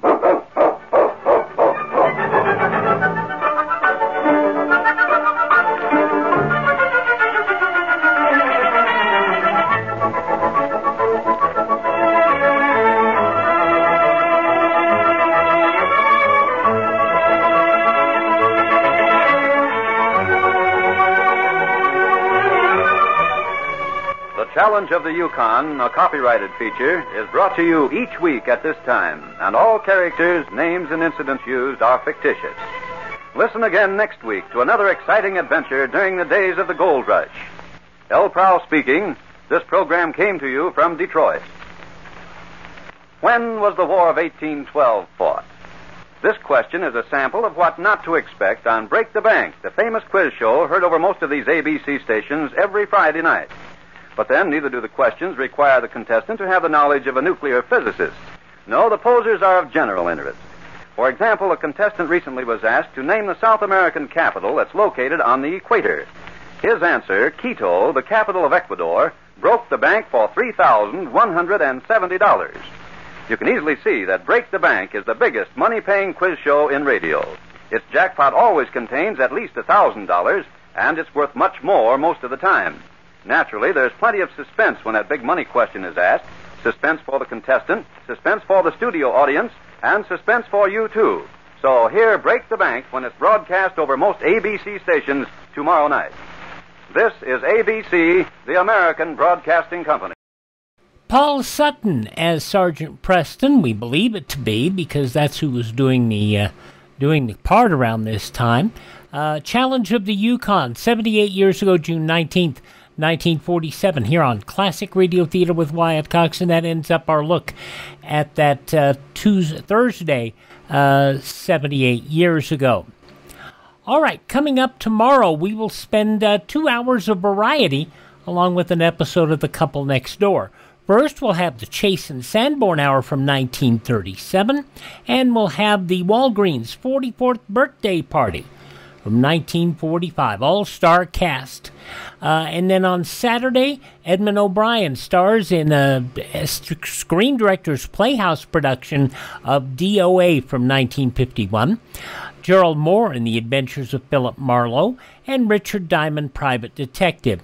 On Sunday, we'll start out with an episode of the CBS Radio Workshop, Hamlet Revisited, Crime and Peter Chambers from 1954, Counterspy from 1942, and Joel McRae in Tales of the Texas Rangers from 1952. On Monday, Lights Out, everybody, The Happy Ending from 1937. Chester Morris in a summer series of Boston Blackie, the summer replacement in 1944 for Amos and Andy. We'll have the only other episode of Johnny Madero, Pier 23, that we have from 1947, and an episode of Escape from 1950. We'll do Westerns and comedy on Tuesday with the last episode of The Six Shooter, starring Jimmy Stewart from 1954, Raymond Burr in Fort Laramie, The Loving Cup from 1956, and then Fibber and Molly from 1949, and My Favorite Husband, 41 I should say, My Favorite Husband from 1949. Jeff Regan, Investigator, tops off Wednesday's podcast with No Sad Clowns for Me from 1950. We'll also have an episode of Mr. President, starring, it says who the president is, but we don't know who the president is until the very end of the show. Real stories. Also, a Manhunt, an episode of The Whistler from 1950, and I Was a Communist for the FBI. And next Thursday, we will have Fred Allen's final show from 1949 with his guest Henry Morgan. Also, George Burns' Gracie Allen from 1940. Phil Harrison, Alice Faye from 1949, and Frank Merriwell from 1948. That's all coming up the week ahead here on Classic Radio Theater. Of course, you can always find our podcasts at classicradio.stream. Visit our webpage and support the show there. Okay, up next, A Dangerous Assignment.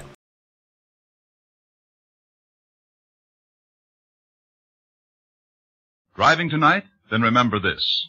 Most highway deaths are caused by two temptations, to cut out of line and to go too fast. Crossing the center line of the road is more dangerous than you realize. Statistics prove it. Excessive speed is just as dangerous as officials say. You can predict your own impulses, but you can never predict the other drivers when driving tonight. Drive cautiously, please. Now we continue with an episode of Dangerous Assignment starring Brian Donlevy. This goes back 74 years, June 19th, 1951. Assignment Japan.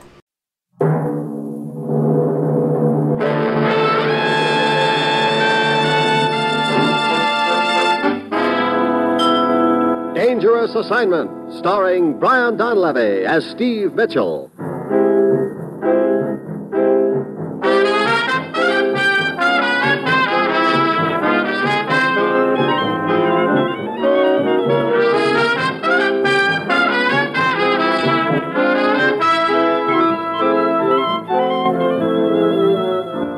Danger is my assignment. I get sent to a lot of places I can't even pronounce. They all spell the same thing, though, trouble. But when I walk into the commissioner's office, I don't realize that this assignment's going to wind up with me in a spot where, if I play my cards just right, only one guy will get killed. Me.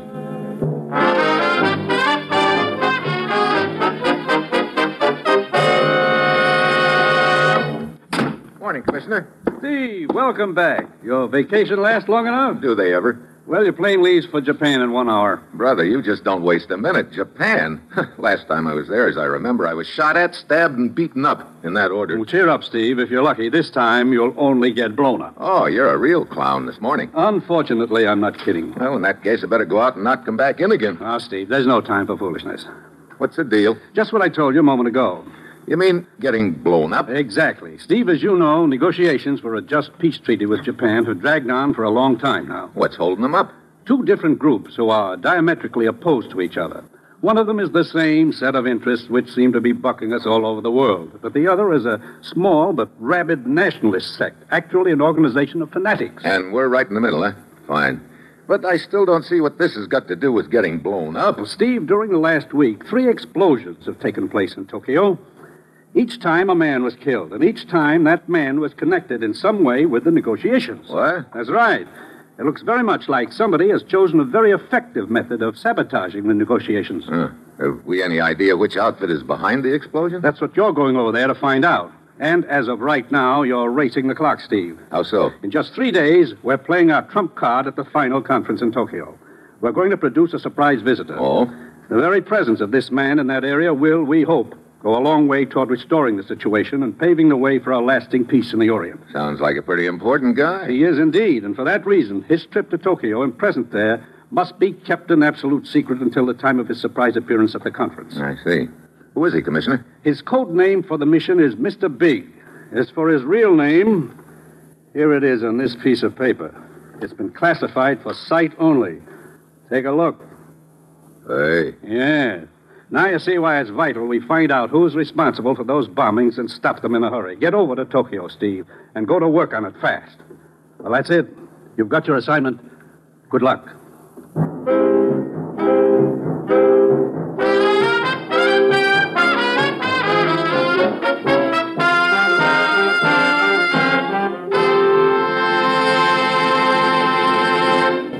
The National Broadcasting Company is presenting Dangerous Assignment, starring Brian Donlevy in the role of Steve Mitchell, colorful, two-fisted government agent. At all those places of the world where danger and intrigue walk hand in hand, there you will find Steve Mitchell on another Dangerous Assignment.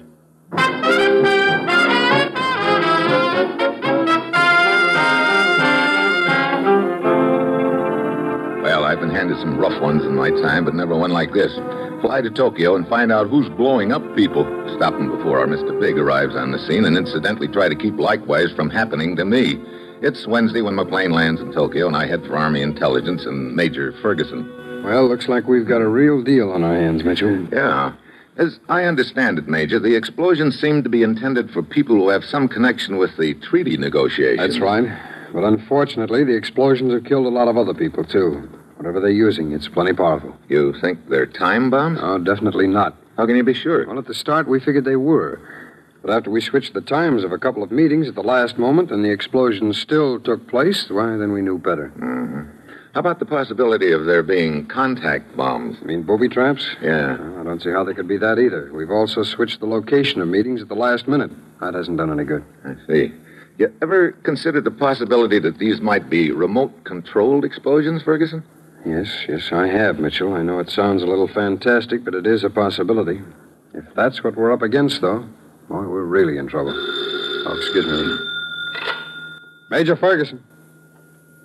What? Where? I see. Okay. Trouble? I'll say another explosion. Come on.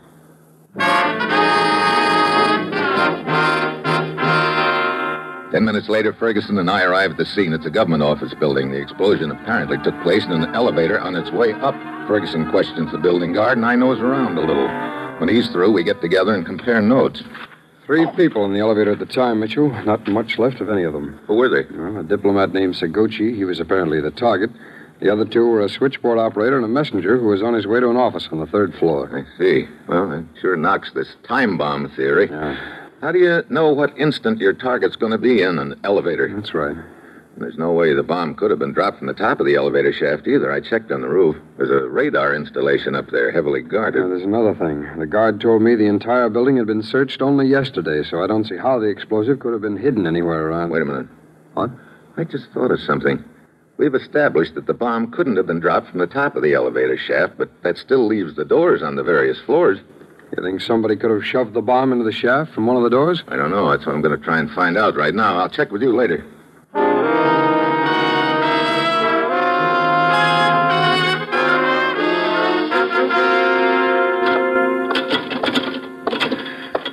No soap.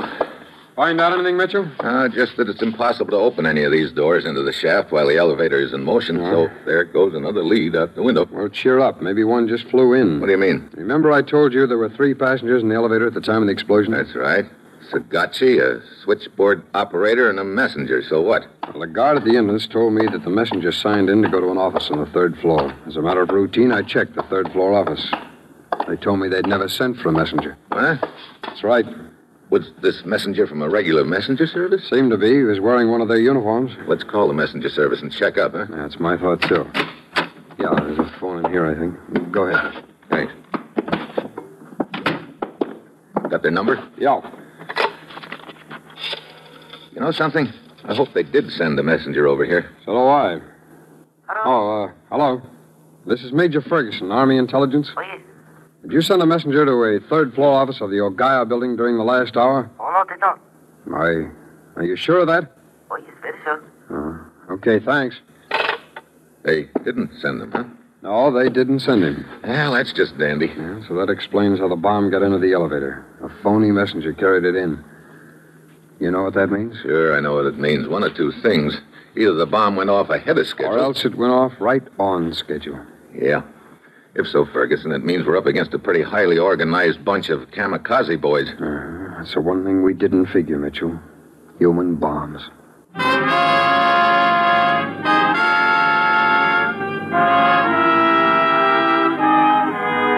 I walk to the window and stand there looking out over Tokyo. Pretty soon, Major Ferguson comes up beside me. There's a lot of people down there, Mitchell. Yeah, how many? About 5 million, I guess. And we're supposed to reach out into that 5 million and put our finger on a few gents who are walking around with dynamite up their sleeves. A real breeze, huh? Sure. Judging from their past record, they're a pretty highly organized outfit. I don't doubt that. The worst part of it is we've got to smash them right now before anything happens to Mr. Big. He's scheduled to arrive this evening, isn't he? That's right. Oh, were you a little surprised to see who Mr. Big is, Mitchell? Yeah. So was I. I didn't think they'd go up that high. But that's what's going to put the pressure on us in this deal, the time element. Wait a minute. We don't have any leads at all on this outfit, do we? We sure don't. Then instead of going out looking for them, why don't we let them come looking for us? How? Well, are there any more meetings or conference scheduled for the near future? Yes, there's one of them for this afternoon, as a matter of fact. But with the circumstances what they are, maybe we'd better recommend they cancel it. No, let's not. But if we... Oh, I think I get it. We let the word out, the conference will be held as scheduled, huh? That's right. Only we'll tip off the principals not to show up. Instead, you and I will be waiting in the vicinity. That's a good idea. There's only one thing wrong with it. Yeah, if it works, we may wind up heroes. Dead ones.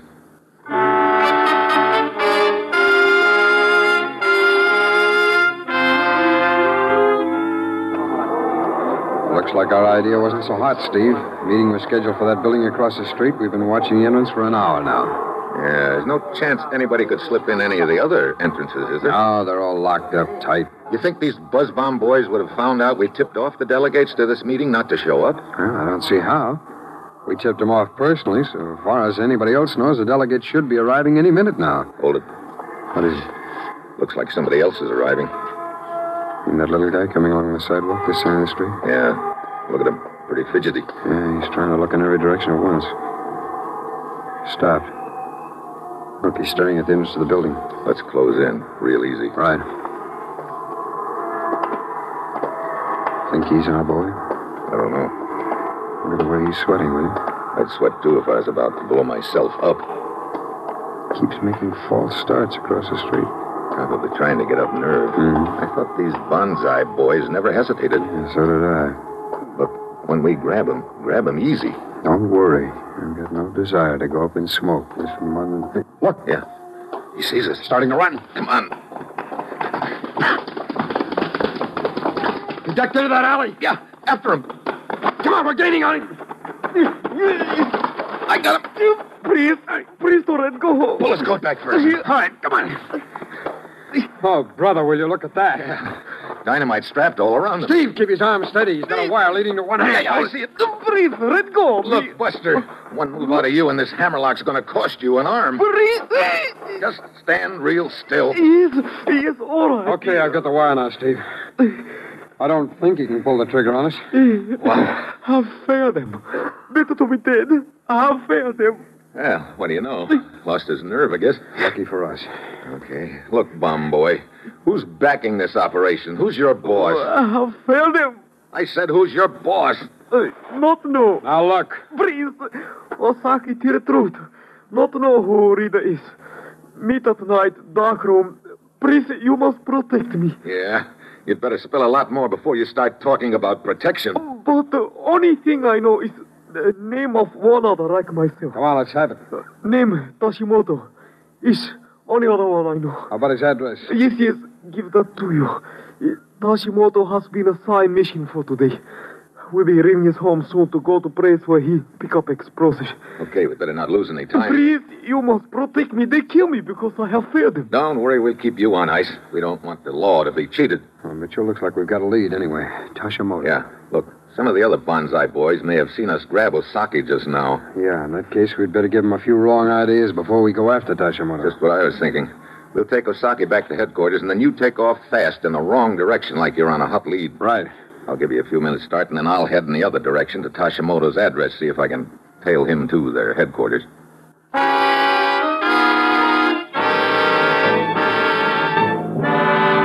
We go back to headquarters, and Ferguson takes off. I wait a while and then head for Tashimoto's house. I stay across the street under cover, and about 20 minutes later, out comes Tashimoto. I recognize him from the description Osaki had given us. A neat-looking little gent with thick glasses, straw hat, bow tie, and a cane. He walks to the corner and climbs on a streetcar. I get on after him. The streetcar's loaded with kids. Tashimoto finds a seat near the front of the car, and I slip onto one across the aisle and a few seats down. Next to me sits a plump little character with a big grin. Also, you American. Huh? Oh, yeah. You fan. What? You fan. Fan? Oh, yes. Strike 3, out. A baseball fan. Yeah, Oh, sure. Yes. You go to ball game? No. Hey, wait. Is that where all these kids are heading? Oh, yes, to ballpark. Most regret, I cannot do same. Gotta work? No, got wife. Oh. Please tell me answer to big question in my life.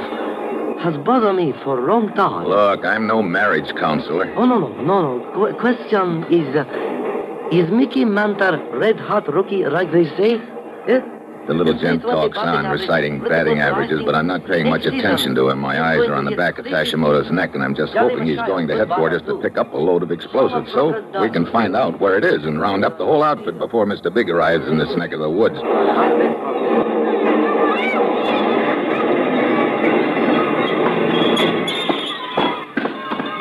Finally, the little baseball fan gets off, and then I stiffen as the car starts up again. Tashimoto stands up, turns around, walks in my direction. He stops beside my seat, gives me a deep bow and a polite smile. Good afternoon, Mr. Mitchell. Well, please, may I sit beside you? Hey, thank you so much.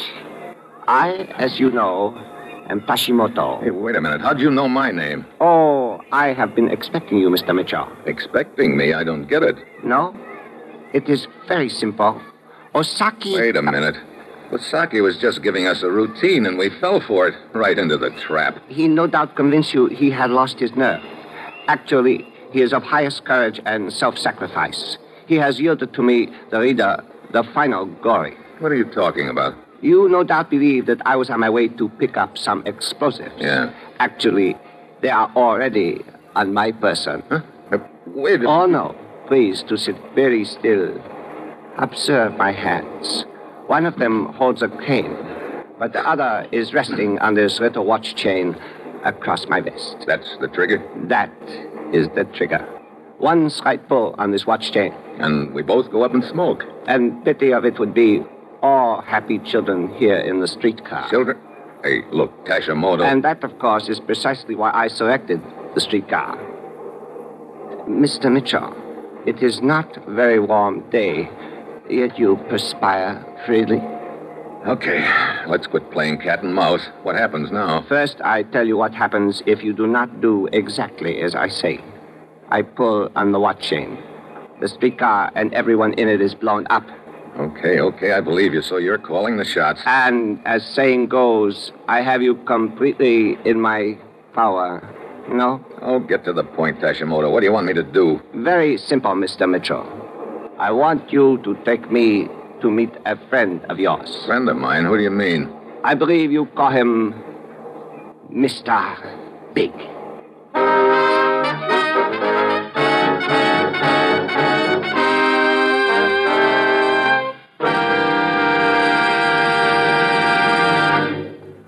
And now, back to Dangerous Assignment and Brian Donlevy as Steve Mitchell.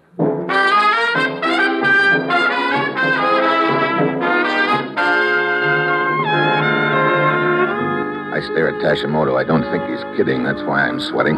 He just sits there with his cane in one hand and the watch chain in the other, giving me that polite smile. Mr. Mitchell, you look slightly pale.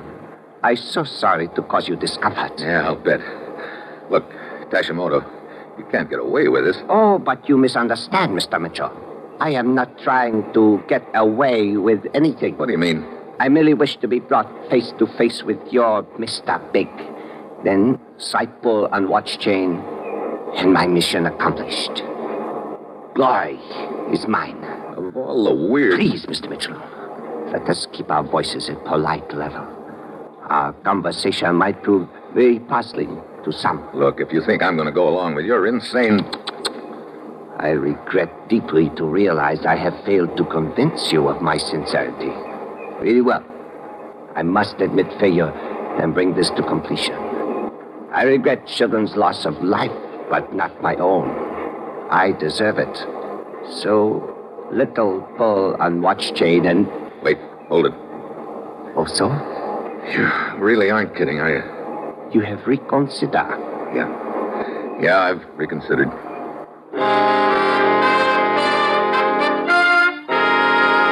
Yeah, he sold me. 6 others have blown themselves to bits. I stall for time while I figure out some way to jump Tashimoto without setting off the bomb. But whatever I do, I've got to do it before we get to Mr. Big. At the next stop, Tashimoto ushers me off and into a crowded cafe where he orders tea for both of us.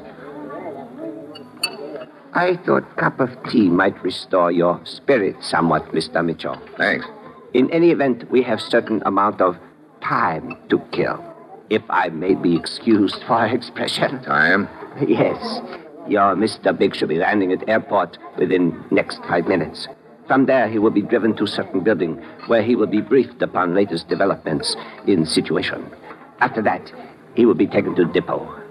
He will board a special train and... Well, you've managed to scrape together a fair amount of information. Thank you. Since of our small organization, I alone remain, it is necessary that every step of our final mission be carefully planned out. We will intercept Mr. Big at the building here in Tokyo before he goes to the depot. Any idea how we're going to get into that building? It'll probably be swarming with guards. But, Mr. Mitchell, you have credentials. It is undoubtedly known to those in charge that you are connected with what is known as the Mr. Big operation. I am certain they will admit you. And, of course, I will accompany you. You make it sound real easy. It will be. But easy or difficult, it is no matter. Mitchell! Hey. Yes, your friend from Army Intelligence. He's coming this way. So he is. I trust that your face will betray nothing and that you will get rid of him quickly. Oh. Imagination is a wonderful thing. Please to use it. And remember, this is very crowded cafe, many people. You sure picked the places. I have judged you to be humanitarian. I've been looking all over town for you, Steve. Oh? Yeah. Oh, I didn't know you were with somebody. Huh? Oh, I'm not. What? Well, this was the only vacant seat I could find when I came in. Oh, I see. Well, what kind of luck did you have? You mean locating our friend? Yeah. None. I lost him in the crowds. Oh? Look, Ferguson, sooner or later he'll probably go back home. Why don't you go over there and wait for him? You mean take over? Yeah, he may have spotted me. Besides, I'm beat. Well, okay, Steve. See you later. Extremely well done, Mr. Mitchell. You are accomplished actor. Oh, save the Oscar. I beg your pardon? Oh, skip it. What happens now? It is an 8-block walk to the building where Mr. Big will be temporarily quartered. Come. We should arrive just in time. We start a leisurely walk along the crowded street. Tashimoto just loves crowds. I'm wondering if Ferguson realized there was anything wrong. If so, he sure didn't tip it. Probably he didn't. I studied Tashimoto, trying to find a weak spot, some way of catching him with his guard down, and then an idea hits me. He's got his right hand on the watch chain. The left hand's holding his cane. If I were to offer him something suddenly, he couldn't very well reach for it with a hand holding the cane. He might, just might, take his hand off the watch chain for a second before he realized it's worth a try. What is matter, Mitchell? Why do you stop suddenly? I just happened to think, do you like American cigarettes, Tashimoto? Certainly. Here, have some. What? Why, certainly. One moment, please. This cane, I will hang it over my right wrist. So now, cigarette, please. Oh, here, take the pack. Thank you. Shall we proceed? I must give you credit for a good try, Mr. Mitchell. Ah, thanks. Indeed, I find you most worthy opponent. I should be flattered, but a compliment doesn't mean much when it comes from a guy with a worm in his brain. Mr. Mitchell, you have a most sharp tongue. What's the matter, Tashimoto? It sort of bother you that I think you're nuts? Your opinion, inaccurate as it is, does not matter. There is a mission to be performed. Otherwise, I assure you, it would give me great pleasure to... I see now. You want me lose my temper, lose control, and you almost succeed. But unfortunately, almost is not quite good enough. Huh? So, there is building. Okay, what now? Don't tell me we just barge in the front door. Exactly. You will show your credentials to the guard. And... Wait, come quickly. So, a black sedan slipping down the alley from side entrance. The merest glimpse of face. Mr. Big.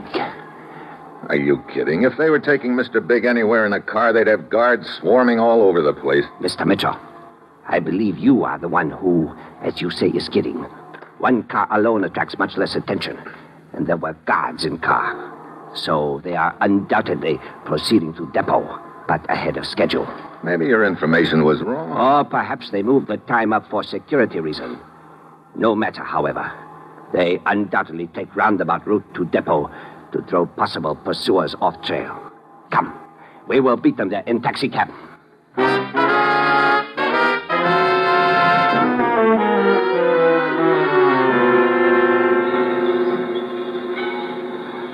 So, we wait here, Mr. Mitchell.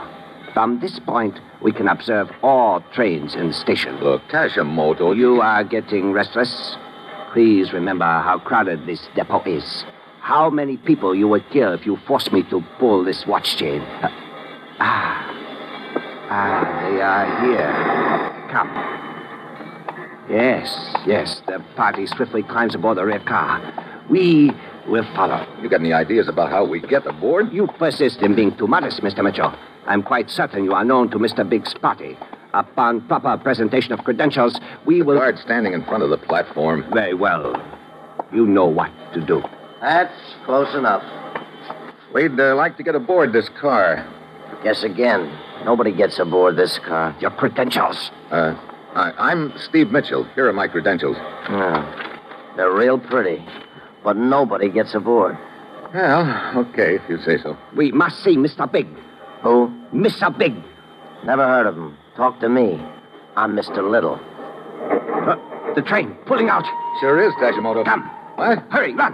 What do? We get aboard one of our cars. Now, look. Quick. No argument. Run.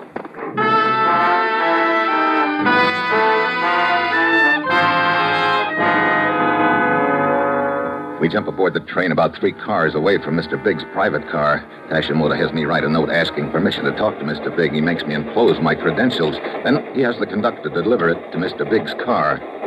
So, we not have much longer to wait, Mr. Mitchell.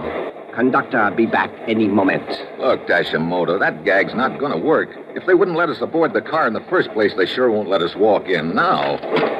Here is answer to your message. Thank you, conductor. Very well. So, let us read. Permission granted. What? Let me see that. But of course, read for yourself. Permission granted. Proceed to my car and show this to the guard. So, Mr. Mitchell, our long journey is almost at end. Shall we proceed?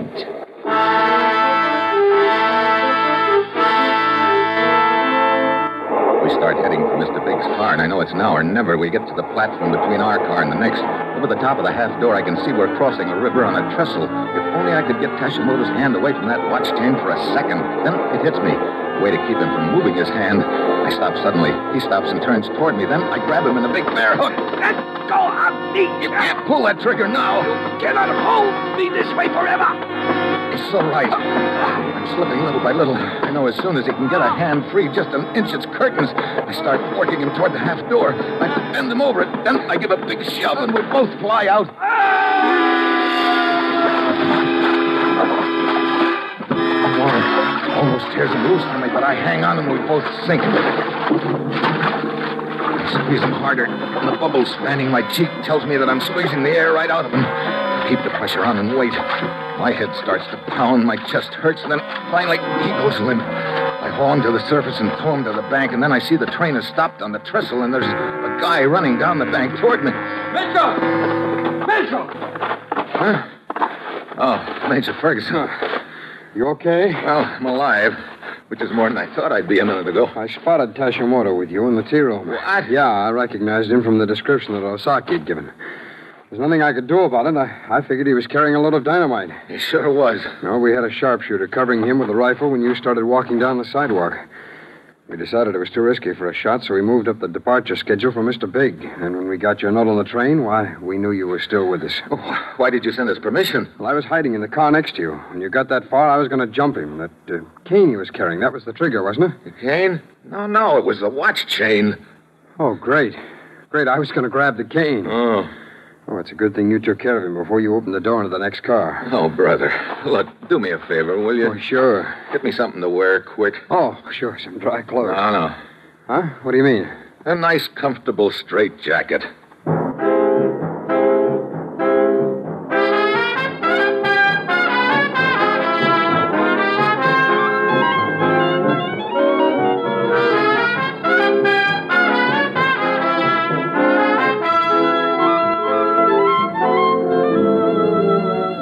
Dangerous Assignment, starring Brian Donlevy as Steve Mitchell, with Herb Butterfield as the commissioner, is written by Bob Reif and Adrian Jandot, with music by Robert Armbruster, and is produced and directed by Bill Karn.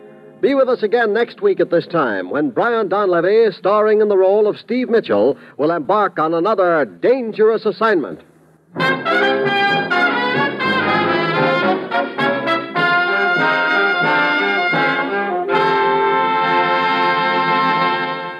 Dangerous Assignment came to you from Hollywood. This is NBC, the national broadcasting company. 74 years ago, June 17th, 1951, Dangerous Assignment, here on Classic Radio Theater with Wyatt Cox. Visit our webpage at classicradio.stream to support the program. Coming up next, Lon Clark as Nick Carter, Master Detective. Do you know how old the school building in your community is? If it's over 25 years old, the chances are that it's woefully inadequate. Join with the groups in your community working for better school conditions. Remember, better schools build a stronger America. Nick Carter's roots go all the way back to 1886 as a dime novel private detective. Appeared in a variety of formats, motion pictures, and other medium. And here he would come back to radio in The Return of Nick Carter, and then it would be changed to Nick Carter, Master Detective. It started out in 1943 on Mutual and continued in various time slots all the way and various formats for over a decade. Today you're going to hear this episode that goes back to 1949 on this date, 76 years ago, This is the case of the perfect alibi. Stand by for Nick Carter, Master Detective. The Mutual Broadcasting System presents Nick Carter in another of his famous and exciting adventures, starring Lon Clark, The Case of the Perfect Alibi.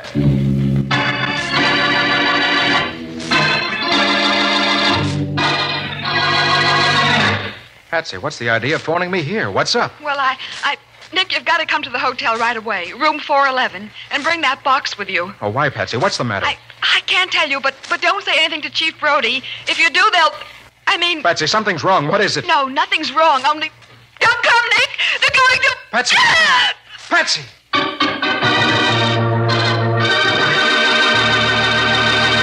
Now, Nick Carter, Master Detective, and the Case of the Perfect Alibi. It is midnight in the little upstate resort town of Lake Hillman. Chief Brody of the local police stands beside a flashy, expensive sedan. Behind the wheel is a dark, heavy-set man wearing a huge diamond on his left hand. His face disfigured by a jacket scar. So I run through a red light. So what? So you get a ticket, mister. Let's see your driver's license and the car registration. Sure. You fellas think you can come up here from the city and do just about anything you want. I aim to show you different. Here. Huh? Oh, the license. Give me it. Robert J. Hey, you ain't one of the Crane brothers that's mixed up in all them rackets down the city, are you? Am I? Sure you are. Remember last year when that brother of yours got sent to the electric chair for killing an officer?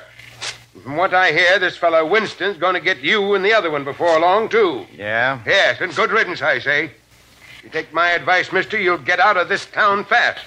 As soon as you've paid your fine. We don't want your kind around here.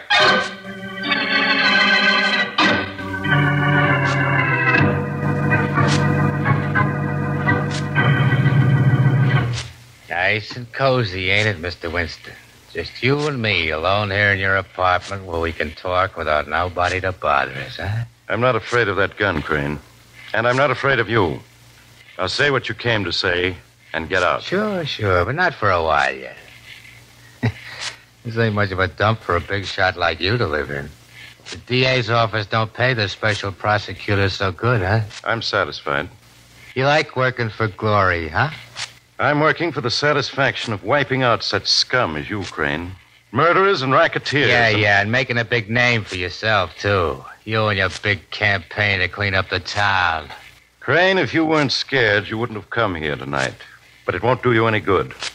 I'll get you and the rest of your mob, just as I got that gun-crazy kid brother of yours. That's what I come to talk about, Mr. Winston, my brother Johnny. He was a killer, and he got what he deserved, the chair. Yeah, you sent Johnny to the chair just 1 year ago tonight, just at midnight. Now do you know why I'm here? No. Why? It's 1 minute to midnight now, Mr. Winston. And when that clock starts to strike, I'm going to send you the same place you sent my kid brother.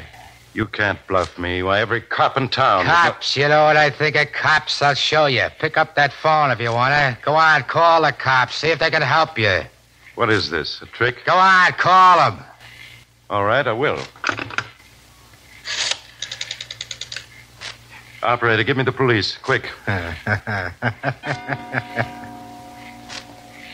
It's midnight, Mr. Winston. Hello, this is Special Prosecutor Winston. Send... Rocky...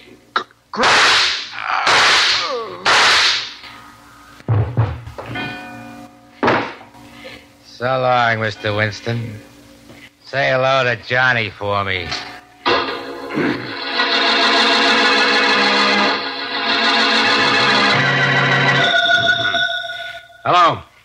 Hello, this is Sergeant Matheson, homicide.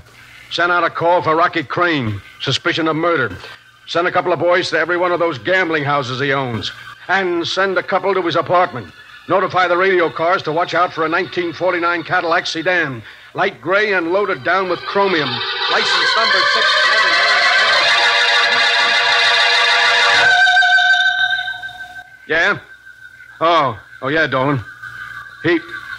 He's spending the weekend where? Lake Hillman, huh? Okay.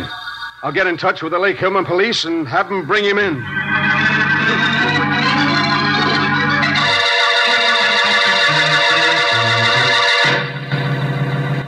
Look, Sarge, what's the idea of dragging me back to town in the middle of the night? Take a look out the window, Rocky. It's morning now. The sun's coming up. So what?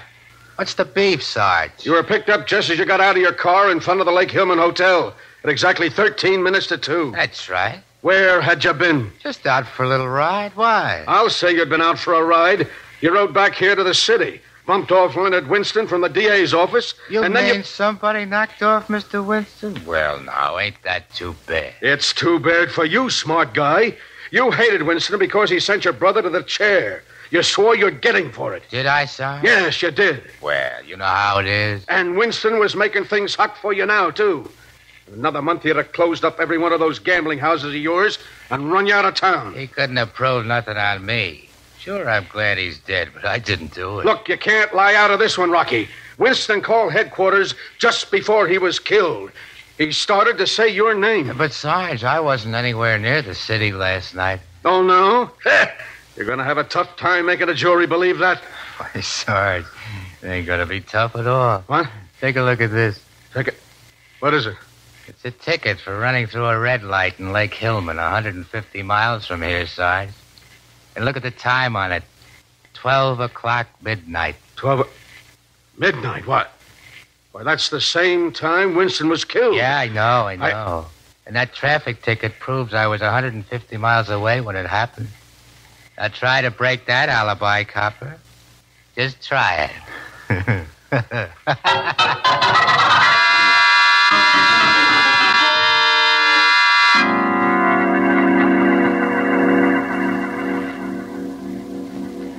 Oh, I had to turn him loose, Nick. There wasn't anything else I could do. I suppose you checked with the Lake Hillman officer who gave him the ticket, Matty. Why, of course I did. It was the chief of police himself. Well, the chief of police was directing traffic? Yeah, Patsy, you know how it is in those small towns. They've only got 3 men on the force, and on Saturday night, all of them have to turn out to take care of the traffic. You're sure he isn't mistaken about who was in Rocky's car? Nick, he swears it was Rocky. He described him to me. Then I showed him pictures of Rocky, and he swears it's the same guy. Well, just what you want me to do. Nick, look, I got to crack this case, and I got to have help. I'll bet anything Rocky Crane bumped off Winston, no matter what kind of an alibi he's got. Well, I suppose the biggest clue you've got is the fact that Winston tried to speak his name when he called headquarters. But, Patsy, we don't know that he was going to accuse Rocky of shooting him. Well, maybe not, Nick, but here is the clincher. Rocky knew that Winston was bumped off at midnight. Now, how did he know it unless he did the job himself? I sure didn't tell him. But, Matty, that's not proof that you can take before a jury. Oh, I know, Nick, I know. But somehow, some way, we've got to get that proof. Sergeant, do you think Chief Brody could be lying? I don't know, Patsy. I'd hate to think it, Well, but... then let's not think it until we've exhausted every other possibility. How about Rocky's brother, Red? Didn't you say he was at Lake Hillman, too? Yeah, Nick, Why, but what... Nick, Red's just as bad as Rocky, and he'd have had the same motive Rocky did for killing Winston. I'll bet You forget, Patsy. It was Rocky's name Winston tried to say on the phone. Yeah, and besides that, Red's got a better alibi than Rocky has. He is seen in the Lake Hillman Hotel about 11 o'clock and again at 12:30. Positive identification. Then maybe Red was driving Rocky's car when Chief Brody gave him the ticket. Look, Patsy, Rocky was driving his own car when Brody picked him up just before 2 o'clock. Okay, I give up. Well, just the same, Matty. A man can't be two places at the same time. Either you're wrong about Rocky's But being I'm killed. not wrong, Nick. I'll stake my life on it. All right, then. Something's wrong at the other end. Suppose Patsy and I drive up to Lake Hillman and try to find out what it is. Even if we learn nothing, I'll enjoy a drive out in the country with an attractive girl. And, Patsy, you're particularly attractive today in that new lavender dress.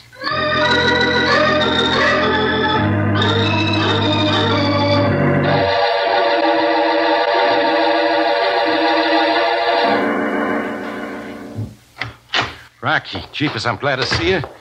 I was afraid something had gone wrong. No, they turned me loose about 2 o'clock this afternoon. And then where you been all this time? It's after 10 now. I went around to the club for a while. Get your stuff together, Red. I want to pick up the old man. Don't worry about him. I took care of that little matter myself this morning. You what? Sure. After the cops picked you up, this town was buzzing. I thought if the old boy heard anything, he started putting 2 and 2 together. You thought, since one of you got brains enough to think. I said we'd dump him on the way back to the city, didn't I? Yeah, but suppose he'd have got wise. Suppose he'd gone to the cops. Yeah, maybe you were right at that. Yeah, sure I was. So I had him meet me out at the edge of town. Never mind the blueprint. What about his stuff? His stuff? Yeah, his clothes and things. I guess they're still over at that crummy boarding house where he was staying. Why? Ed, you mean you didn't have him take all his stuff with him when he left? No. Why make him think something was up? You dumb ox, you stupid fat-headed jerk. Take it easy, Rocky. What's he got there anyway? A couple of shirts, an extra pair of socks, maybe. And the box, bird brain. Oh, gee, Rocky. I forgot about that. If the cops ever find that box and hook the old man up with us, we're sunk. I might have known you'd louse things up for me. I can get it back, Rocky. I can go over there right now. Then get moving. And listen, Red. Yeah. Get everything else that belonged to him, everything. Let him think he skipped his room right and beat it. But don't let nobody see you. They ain't gonna see me. If they do... If they do, just make sure they don't talk about it. Make sure they don't never talk about that or anything else.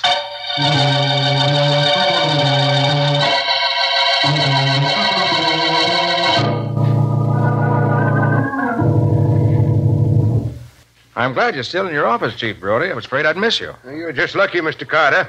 Comes 11:30 at night. I'm generally home in bed. What's on your mind?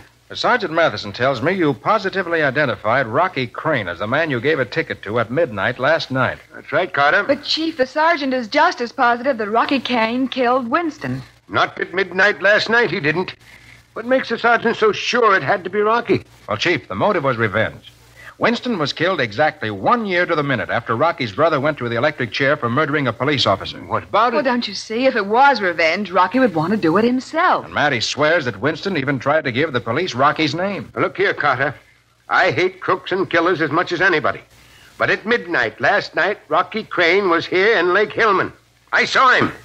I gave him a ticket for passing the red light at the corner of Main and Elm Streets. And he passed that light precisely at 12 o'clock? That's what I said.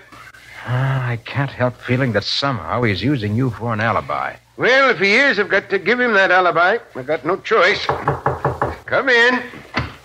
Oh, Mr. Brody, I didn't know you were busy, but I was passing the courthouse and I saw the light in your Well, office. for Pete's sake, Emily Dawson. What are you doing out at this time of night? And all dressed up like it was Halloween? Oh, I'm just coming home from the junior class play. We gave Romeo and Juliet. I was the old nurse. You should have seen me. Alas, alas, my lady's dead. Oh, well a day. Oh, yes, I remember now. I meant to get to the play myself, but I've been so busy. Miss Bowen, Mr. Carter, this is Emily Dawson. Oh, how do you Hello, do? Emily. I'm worried about Mr. Worthington, and I thought who's that maybe... Mr. Worthington? Well, he's one of our boarders. The only one we've got this weekend, and I haven't seen him since right after breakfast. Well, after all, Emily, it's not quite 11:30 yet. Maybe he went to a movie or even to your play. Oh, but he didn't. He promised faithfully he'd come to the play, but he wasn't there, and he never goes to the movies. He told me so. Well, I still wouldn't worry, Emily. Just because a grown man isn't home by 11:30. Oh, something's happened. I'll bet he's been hit by a car and he's lying in a ditch somewhere. His poor, sightless eyes staring up at the cold blue sky. Oh, Emily, stop acting. The show's over.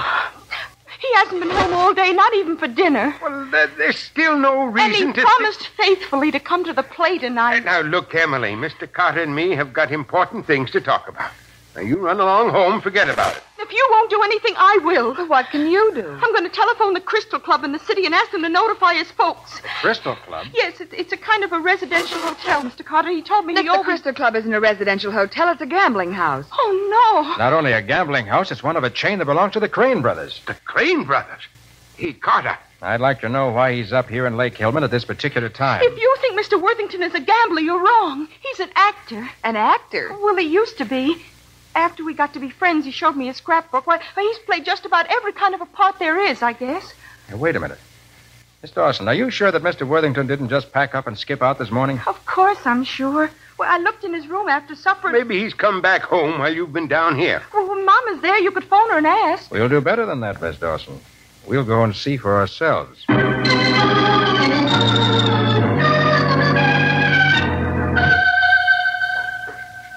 Thanks for calling me up, Susan. I'll tell Emily how much you enjoyed the play. No, I'm all alone in the house now, but I expect her any minute. She was worried about our new boarder and... Huh? Oh, nothing important. You know how excitable Emily is. Yes, I'll tell you about it tomorrow. Bye, Susan. I wonder if I should have waited and come home with Emily. She may have run... What's that? Huh. Oh, that must be Mr. Worthington. Mr. Worthington!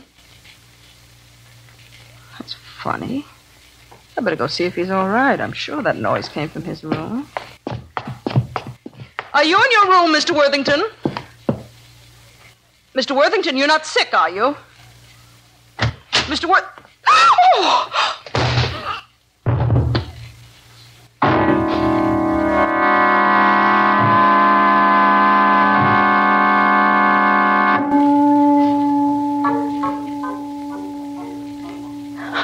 The doctor says your mother's going to be all right. Then why is she still unconscious? She has a slight concussion from that blow on the head, Emily. In a few days, she'll be as good as ever. But why would anyone want to hurt Mama? I'm afraid we'll have to blame your friend, Mr. Worthington, Emily. Mr. Worthington? I don't believe it. Oh, but don't you see, darling, he had some connection with those racketeers. But he's such a nice old man. Well, Patsy, I'm more inclined to think that it was someone else. Someone who came here for his belongings. One of the Crane brothers? Maybe. What? And when Mrs. Dawson walked into the room, he socked her and got away. Then Worthington must have had something in his room that would incriminate them, some piece of evidence. Well, if he did, it's not there now. Everything that belonged to him is gone. Well, everything that was in the room is gone. What? I have his makeup box. You do? Yes, sir. Mr. Worthington was just wonderful with makeup, and he promised he'd fix me up to look like an old lady for the class play tonight, but he didn't come home, so I went up to his room and got it. Oh, where is it, Emily? Right over here on the mantel. Oh, I wouldn't have kept it or anything like that. I just wanted to... Let me see the box, please. Oh, yes, sir. I know Mr. Worthington wouldn't have minded my using it. He told me Now, that don't any worry, time... Emily. I'm not blaming you for the box. I'm glad you did. Now, let's see what's in here. Huh? Looks just like every other makeup box, doesn't it? A lot of old, dirty sticks of grease paint. Yes, but everything isn't old, Patsy. Here's a brand new bottle of collodion and a new bottle of spirit gum. Oh, the spirit gum is what they use for sticking on false beards. False mustaches, too. And collodion makes an excellent artificial scar. An artificial scar? Then maybe it wasn't Rocky that Chief Brody gave the traffic ticket to after all. Maybe it was Mr. Worthington, made up to look like him. It could be. With only a dim light from the dashboard on his face, it wouldn't be hard to get away with a disguise. No. Emily, tell me. Is Mr. Worthington a heavy-set man with a deep voice? Oh, no, Mr. Carter. He's little and skinny. He's got a high, sort of cracked-sounding A voice. man like that could never impersonate Rocky Crane, not with all the makeup in the world. No, but I know who could. You do? Patsy, get us a couple of rooms at the hotel. We won't be going back to the city tonight. All right, Nick, but what are we staying here for? I'm going back to see Chief Brody. I've got a nice new idea I want to test out.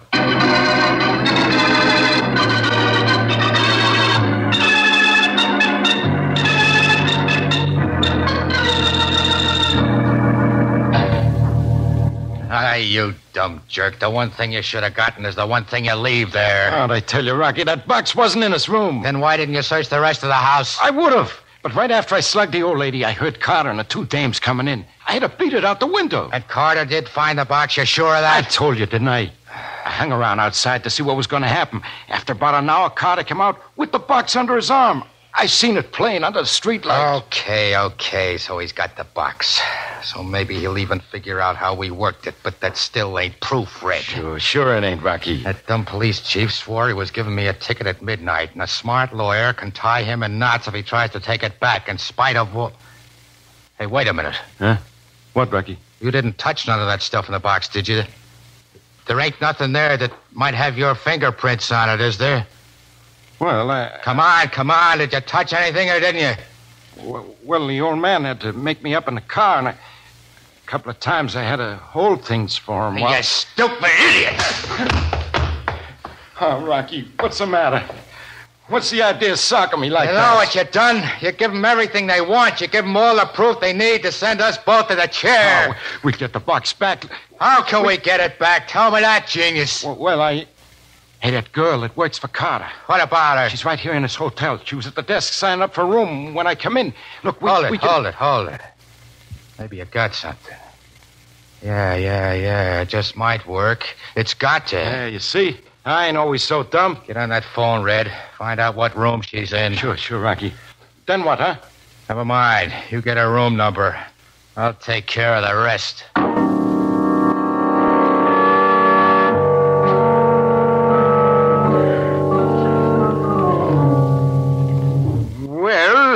Well, yes, Carter, it was kind of dark inside that car when I gave Rocky that ticket. Then it could have been Red Crane made up to look like Rocky, couldn't it? The difference in height wouldn't show with him sitting behind the wheel, and they both have the same type of face, big and beefy. Yes, I guess it could have been. if he had some kind of black dye on that red hair of Not his. dye. Mascara. Oh. Something that he could wash out quickly. And there's a big cake of mascara on this makeup box. And it's almost used up. Yes. And with paint on his face to give him a dark complexion like Rocky's, and a false mustache, and that scar painted on with the whatever it is. Collodion. Professional actors use it all the time. All right, so maybe it could have been red instead of Rocky. But you don't have any proof that it was. Not a bit of proof. That's why we have to find Worthington's body. If we can't prove that Rocky murdered Winston, perhaps we can prove that Red killed Worthington and that Rocky was an accessory. What makes you so sure anybody killed the old man? Well, why else would he have disappeared without taking his things with him? And besides, he's the only one who could tell what really happened. The Crane boys would never be safe while Worthington was alive. Yes, I see what you mean.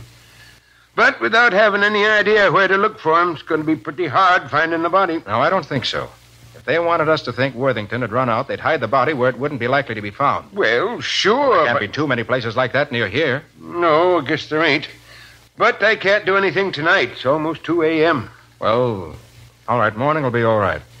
But get every man you can on the job. The sooner we get at it. Oh, for the love of Pete, what now? I want to get home, get to bed. Lake Hillman Police Station, Chief Brody speaking. Chief, this is Patsy Bowen. Oh, hello, Miss Bowen. May I... Is Nick there? Just a minute. For you, Carter. Oh, thanks. Yes, Patsy, what's up? Nick, you've got to come to the hotel right away. Room 411, and bring that makeup box with you. Oh, why, Patsy? What's the matter? I can't tell you, but don't say anything to Chief Brody. If you do, they'll... Hey, Patsy, something's wrong. What is it? What is it? Nothing's wrong, but...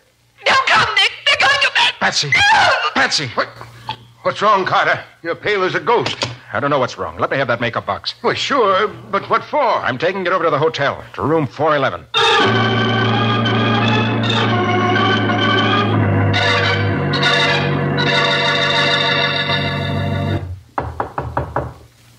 Come in, Carter.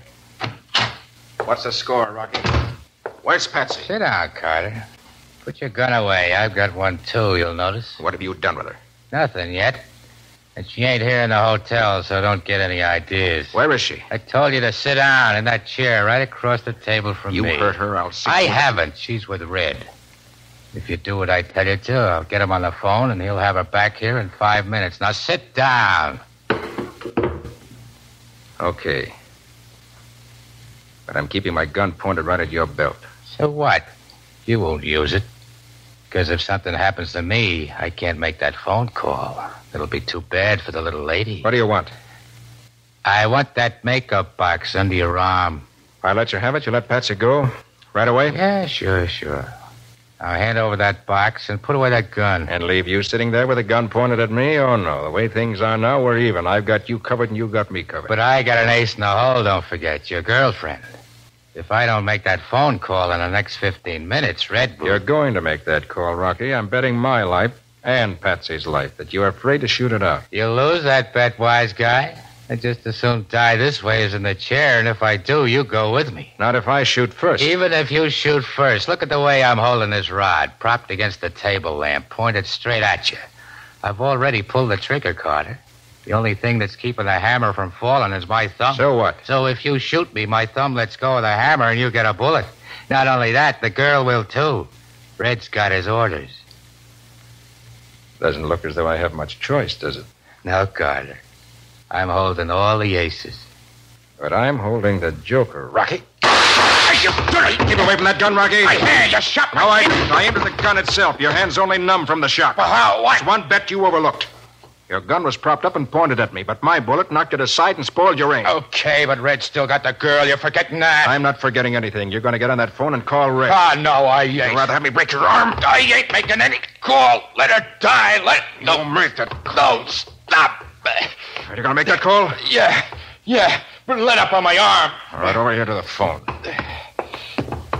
You better make it sound convincing. Oh, my arm. Just a reminder. Now go ahead. And remember, one wrong word. I won't try nothing. Okay. Take up that phone. Hello, desk. Give me room 619. No, you were lying. She is here in the hotel. Yeah, Red's Save your breath for Red. Hello, Red. It's Rocky. Yeah, everything's fine. I got it. You can let her go now. Don't argue with me. Do what I tell you. Tell him to come here. Alone. Red, get yourself over to my room fast. But let the dame go first. Yeah, right. But make it fast. Now let go of my arm. Sure, Rocky. I'm through with you for now. Now we have to get a reception arranged for your brother when he arrives.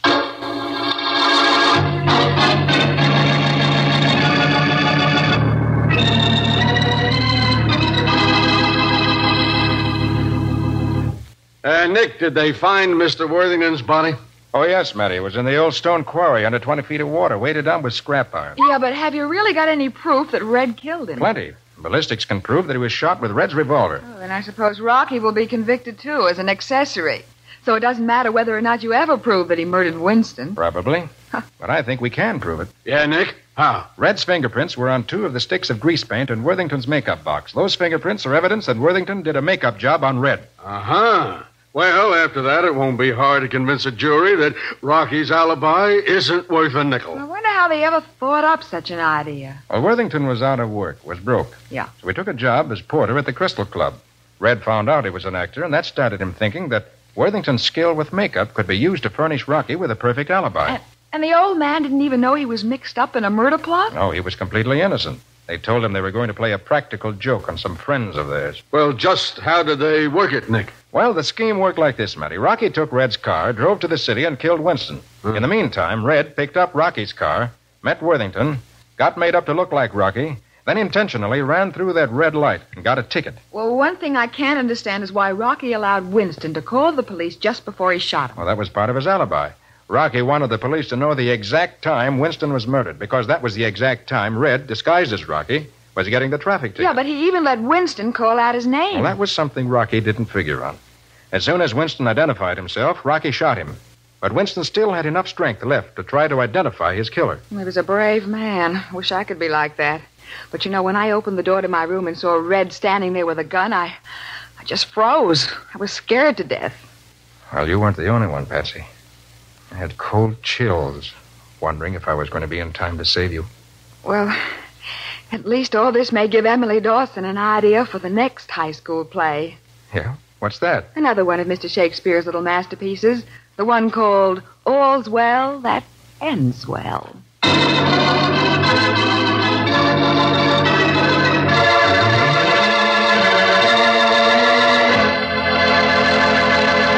Oh, no thanks, Laura. Not tonight.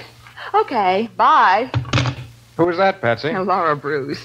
She wanted me to go to a seance with her. Can you imagine me going to a seance? Oh, why not? Spirit mediums can do wonderful things sometimes. Remember Madame Janer? Oh, that one. You'll have to admit that she told her clients things nobody in the world could possibly have known, except a ghost. Oh, she certainly did. But the way she found out those things, it makes me shiver. Well, save your shivers for next week, Patsy, when we tell all about Madame Janer and the case of the custom-made corpse.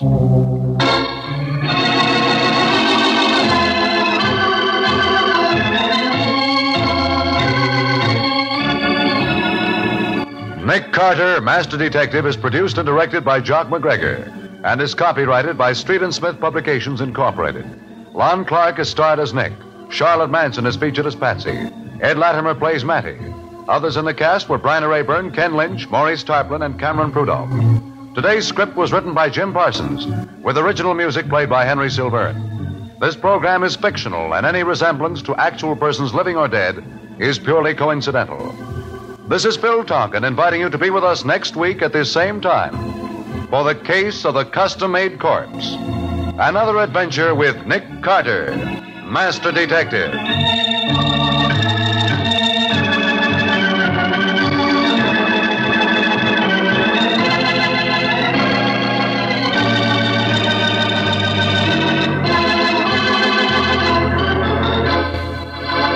This is the Mutual Broadcasting System.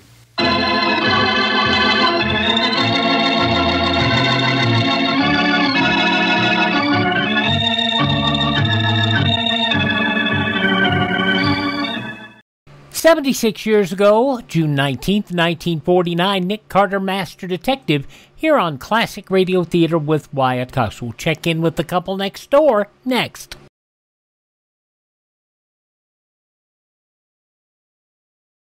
Daily, the broadcasts of Radio Free Europe and Radio Free Asia strike through the Iron Curtain, bringing the truth about the free world to the captive peoples behind it.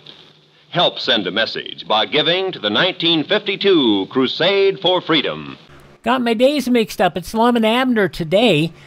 Peg Lynch and Alan Bunce with us tomorrow with an episode of The Couple Next Door. But today it's Lum and Abner. 83 years ago, June 19th, 1942, How to Boss Your Wife. The makers of Alka-Seltzer bring you Lum and Abner.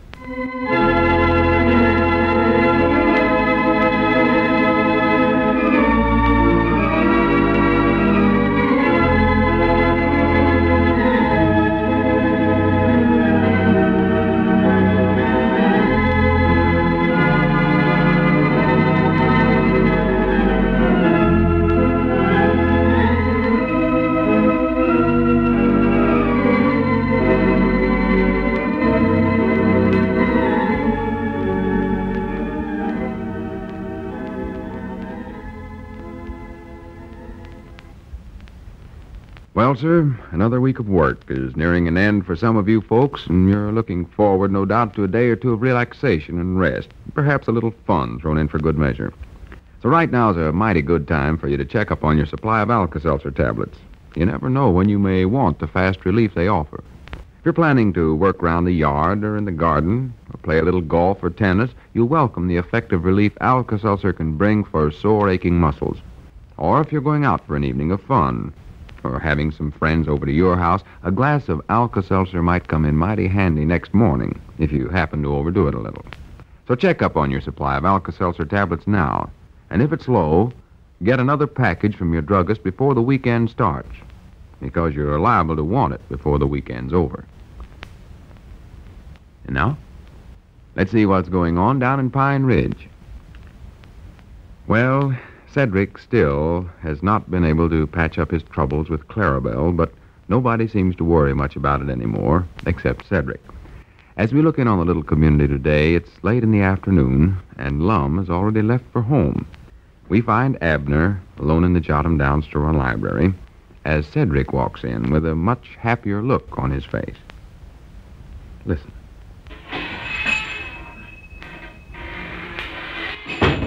Wonderful world, Mr. Abner. Huh? Oh, well, wonderful world, Cedric.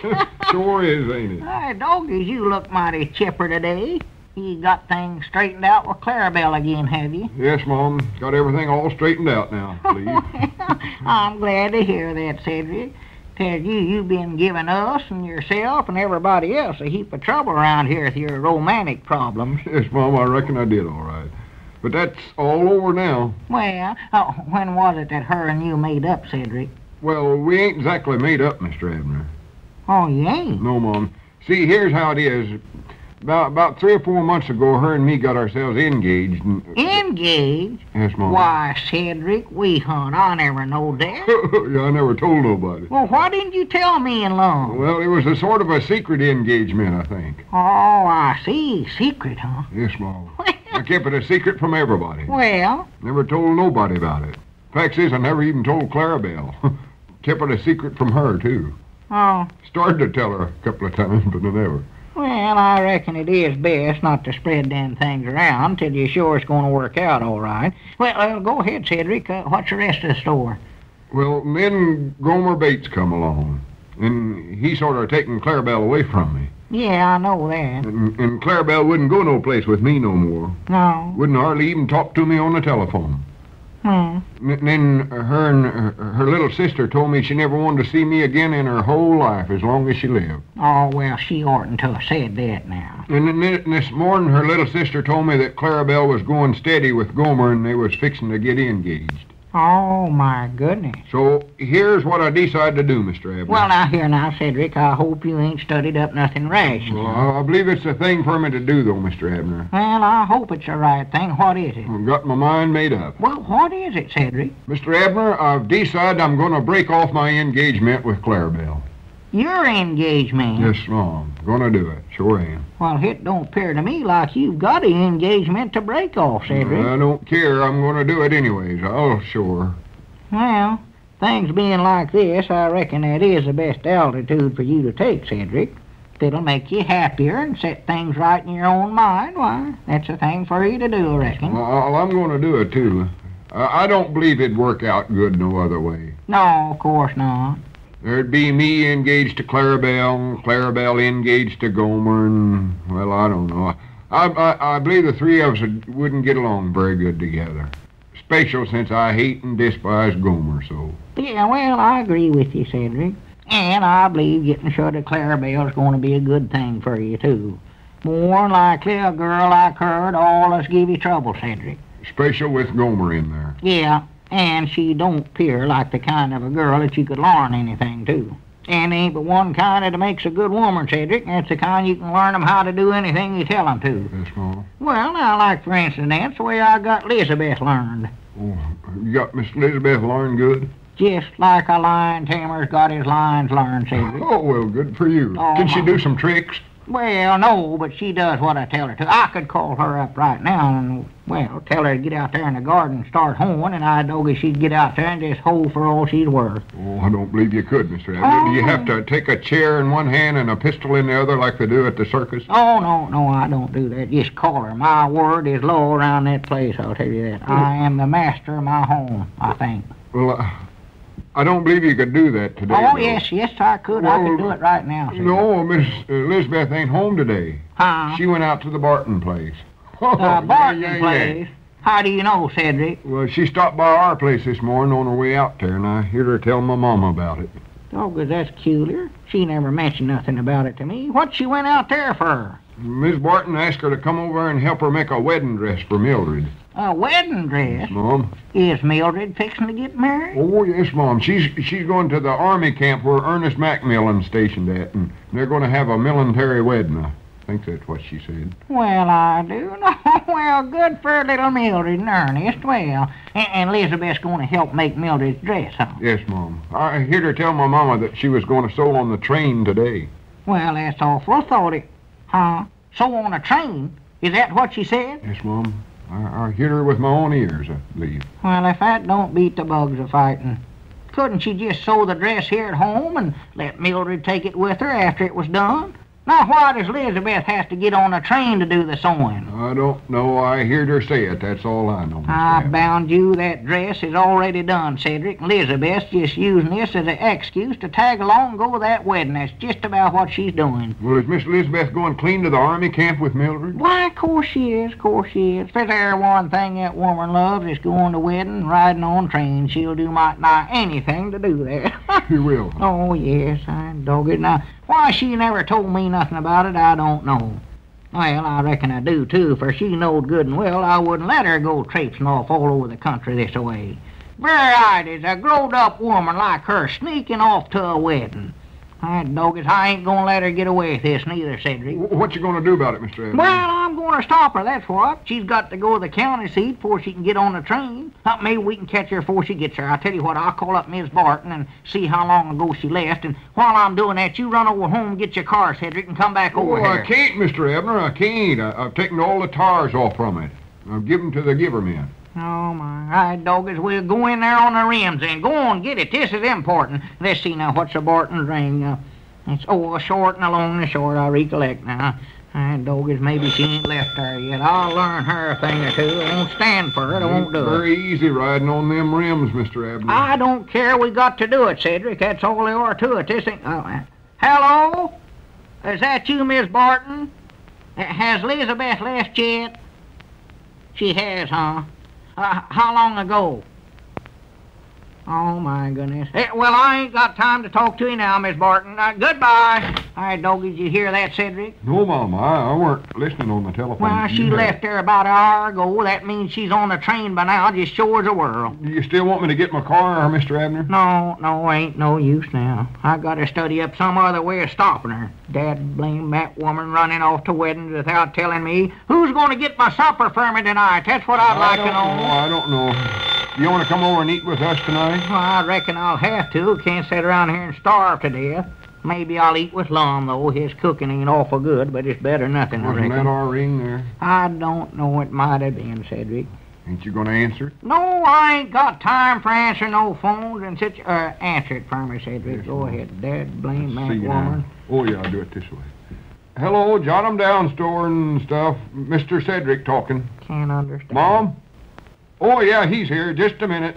I don't want to talk to nobody now, Yeah, but Cedric. it's Miss Elizabeth, your woman. Elizabeth? Well, if she ain't got a nerve calling up at a time like... Give me that phone. Give it here, Cedric. Give it here. Now, listen here, Elizabeth. You stop this foolishness and get right off of that train. You know what I'm talking about. Cedric told me that you was helping to make a wedding dress for Mildred Barton and that you was going to sew on a train today. So don't try to act so innocent. Now, you do as I tell you and get off that train. Why, you are, too. I heard all about it. Now, you get back home and fix my supper for me and don't give me no back talk. Elizabeth, I said don't give me no back talk. Goodbye.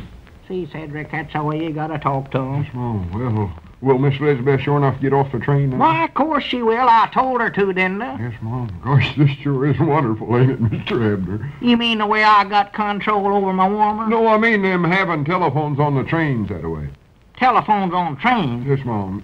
Scientifics is sure wonderful. Why, Cedric, he ain't got no telephones on trains. Where'd you ever get such a silly idea as that? Well, wasn't Miss Elizabeth talking to you on one of them just now? Why, of course she weren't talking. Huh? In fact, see, she talked to me, too, didn't she? All right, doggies, wait a minute here, Cedric. There's something curious around here. She couldn't have been on no train. She couldn't, huh? Why, of course not. Very right, it's her trying to make me believe she's on a train when she weren't at all. I'll bound you she's right here in town, Summers. Might even be over home for all I know. Well, how did she get there so fast, reckon? I don't know, doggy, Cedric. I don't know what's getting into that Running woman. on the rims, I bet you. No, she never told me no stories like this before. I've got to give her a good talking to. I can see that right now. Yes, sir, that's just what I'm going to do. Wasn't that your ring again, Mr. Adams? I answered, Cedric. I got to study on this for a while. Can't understand. It's somebody calling from a train. I love it. Hello, jot 'em down, store and Cedric Wee Hunt talking in the library. Mom? Well, as I've got her... No, Mom, he's feeling all right, I think. Yes, Mom. Yes, Mom. All right, I'll tell him. Goodbye. There's Miss Elizabeth again, Mr. Abner. Elizabeth? Well, where'd she try to make out like she's calling from this time? From home, I reckon, 'cause she said just called up the other time to find out why you ain't got home to supper yet. Huh? She says it's all ready for you. Oh, so she's finally decided to get my supper ready, huh? Well, all right. Hand me my hat there, Cedric. Yes, Mom. Do you want me to lock up for you? No, sir, we'll lock up together, Cedric, 'cause I'm going home with you. With me? Yes, sir, I'll show that woman a thing or two. You've just got to treat 'em this way, Cedric. It's the only way to learn 'em. Only way. Friends, when you go to your drugstore to buy B vitamins, single out that gray and red package with the big figure 1 on it. That's the new One-A-Day brand vitamin B complex tablet made by the makers of Alka-Seltzer. Then, before you buy any vitamins, be sure to compare the price, the potency, and the convenience of One-A-Day brand with any other vitamin B complex product your druggist may have on hand. Check the labels. That's the way to tell.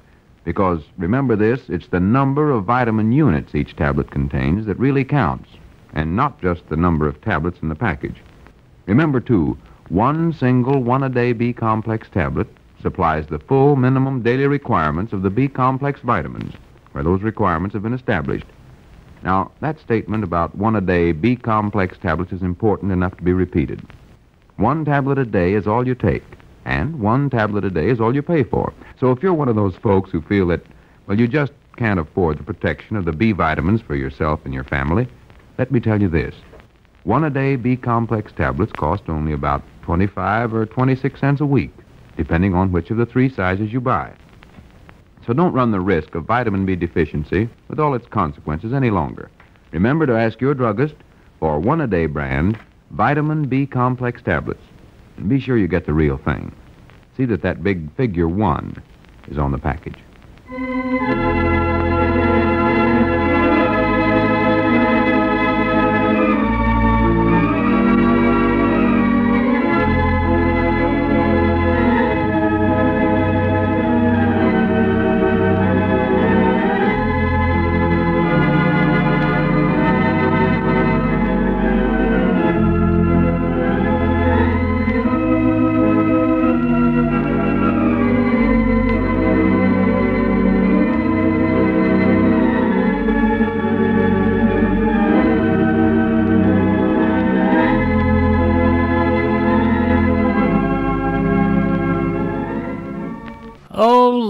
bored. They don't know the difference between a choo-choo train and a wedding dress train. Yes, 83 years ago, June 19th, 1947, Lum and Abner here on Classic Radio Theater with Wyatt Cox. Have yourself a great day, and we'll be back tomorrow with Variety, the Chase and Sanborn Hour, and Walgreens Anniversary Show, and The Couple Next Door here on Classic Radio Theater. See you tomorrow. I'm Wyatt Cox.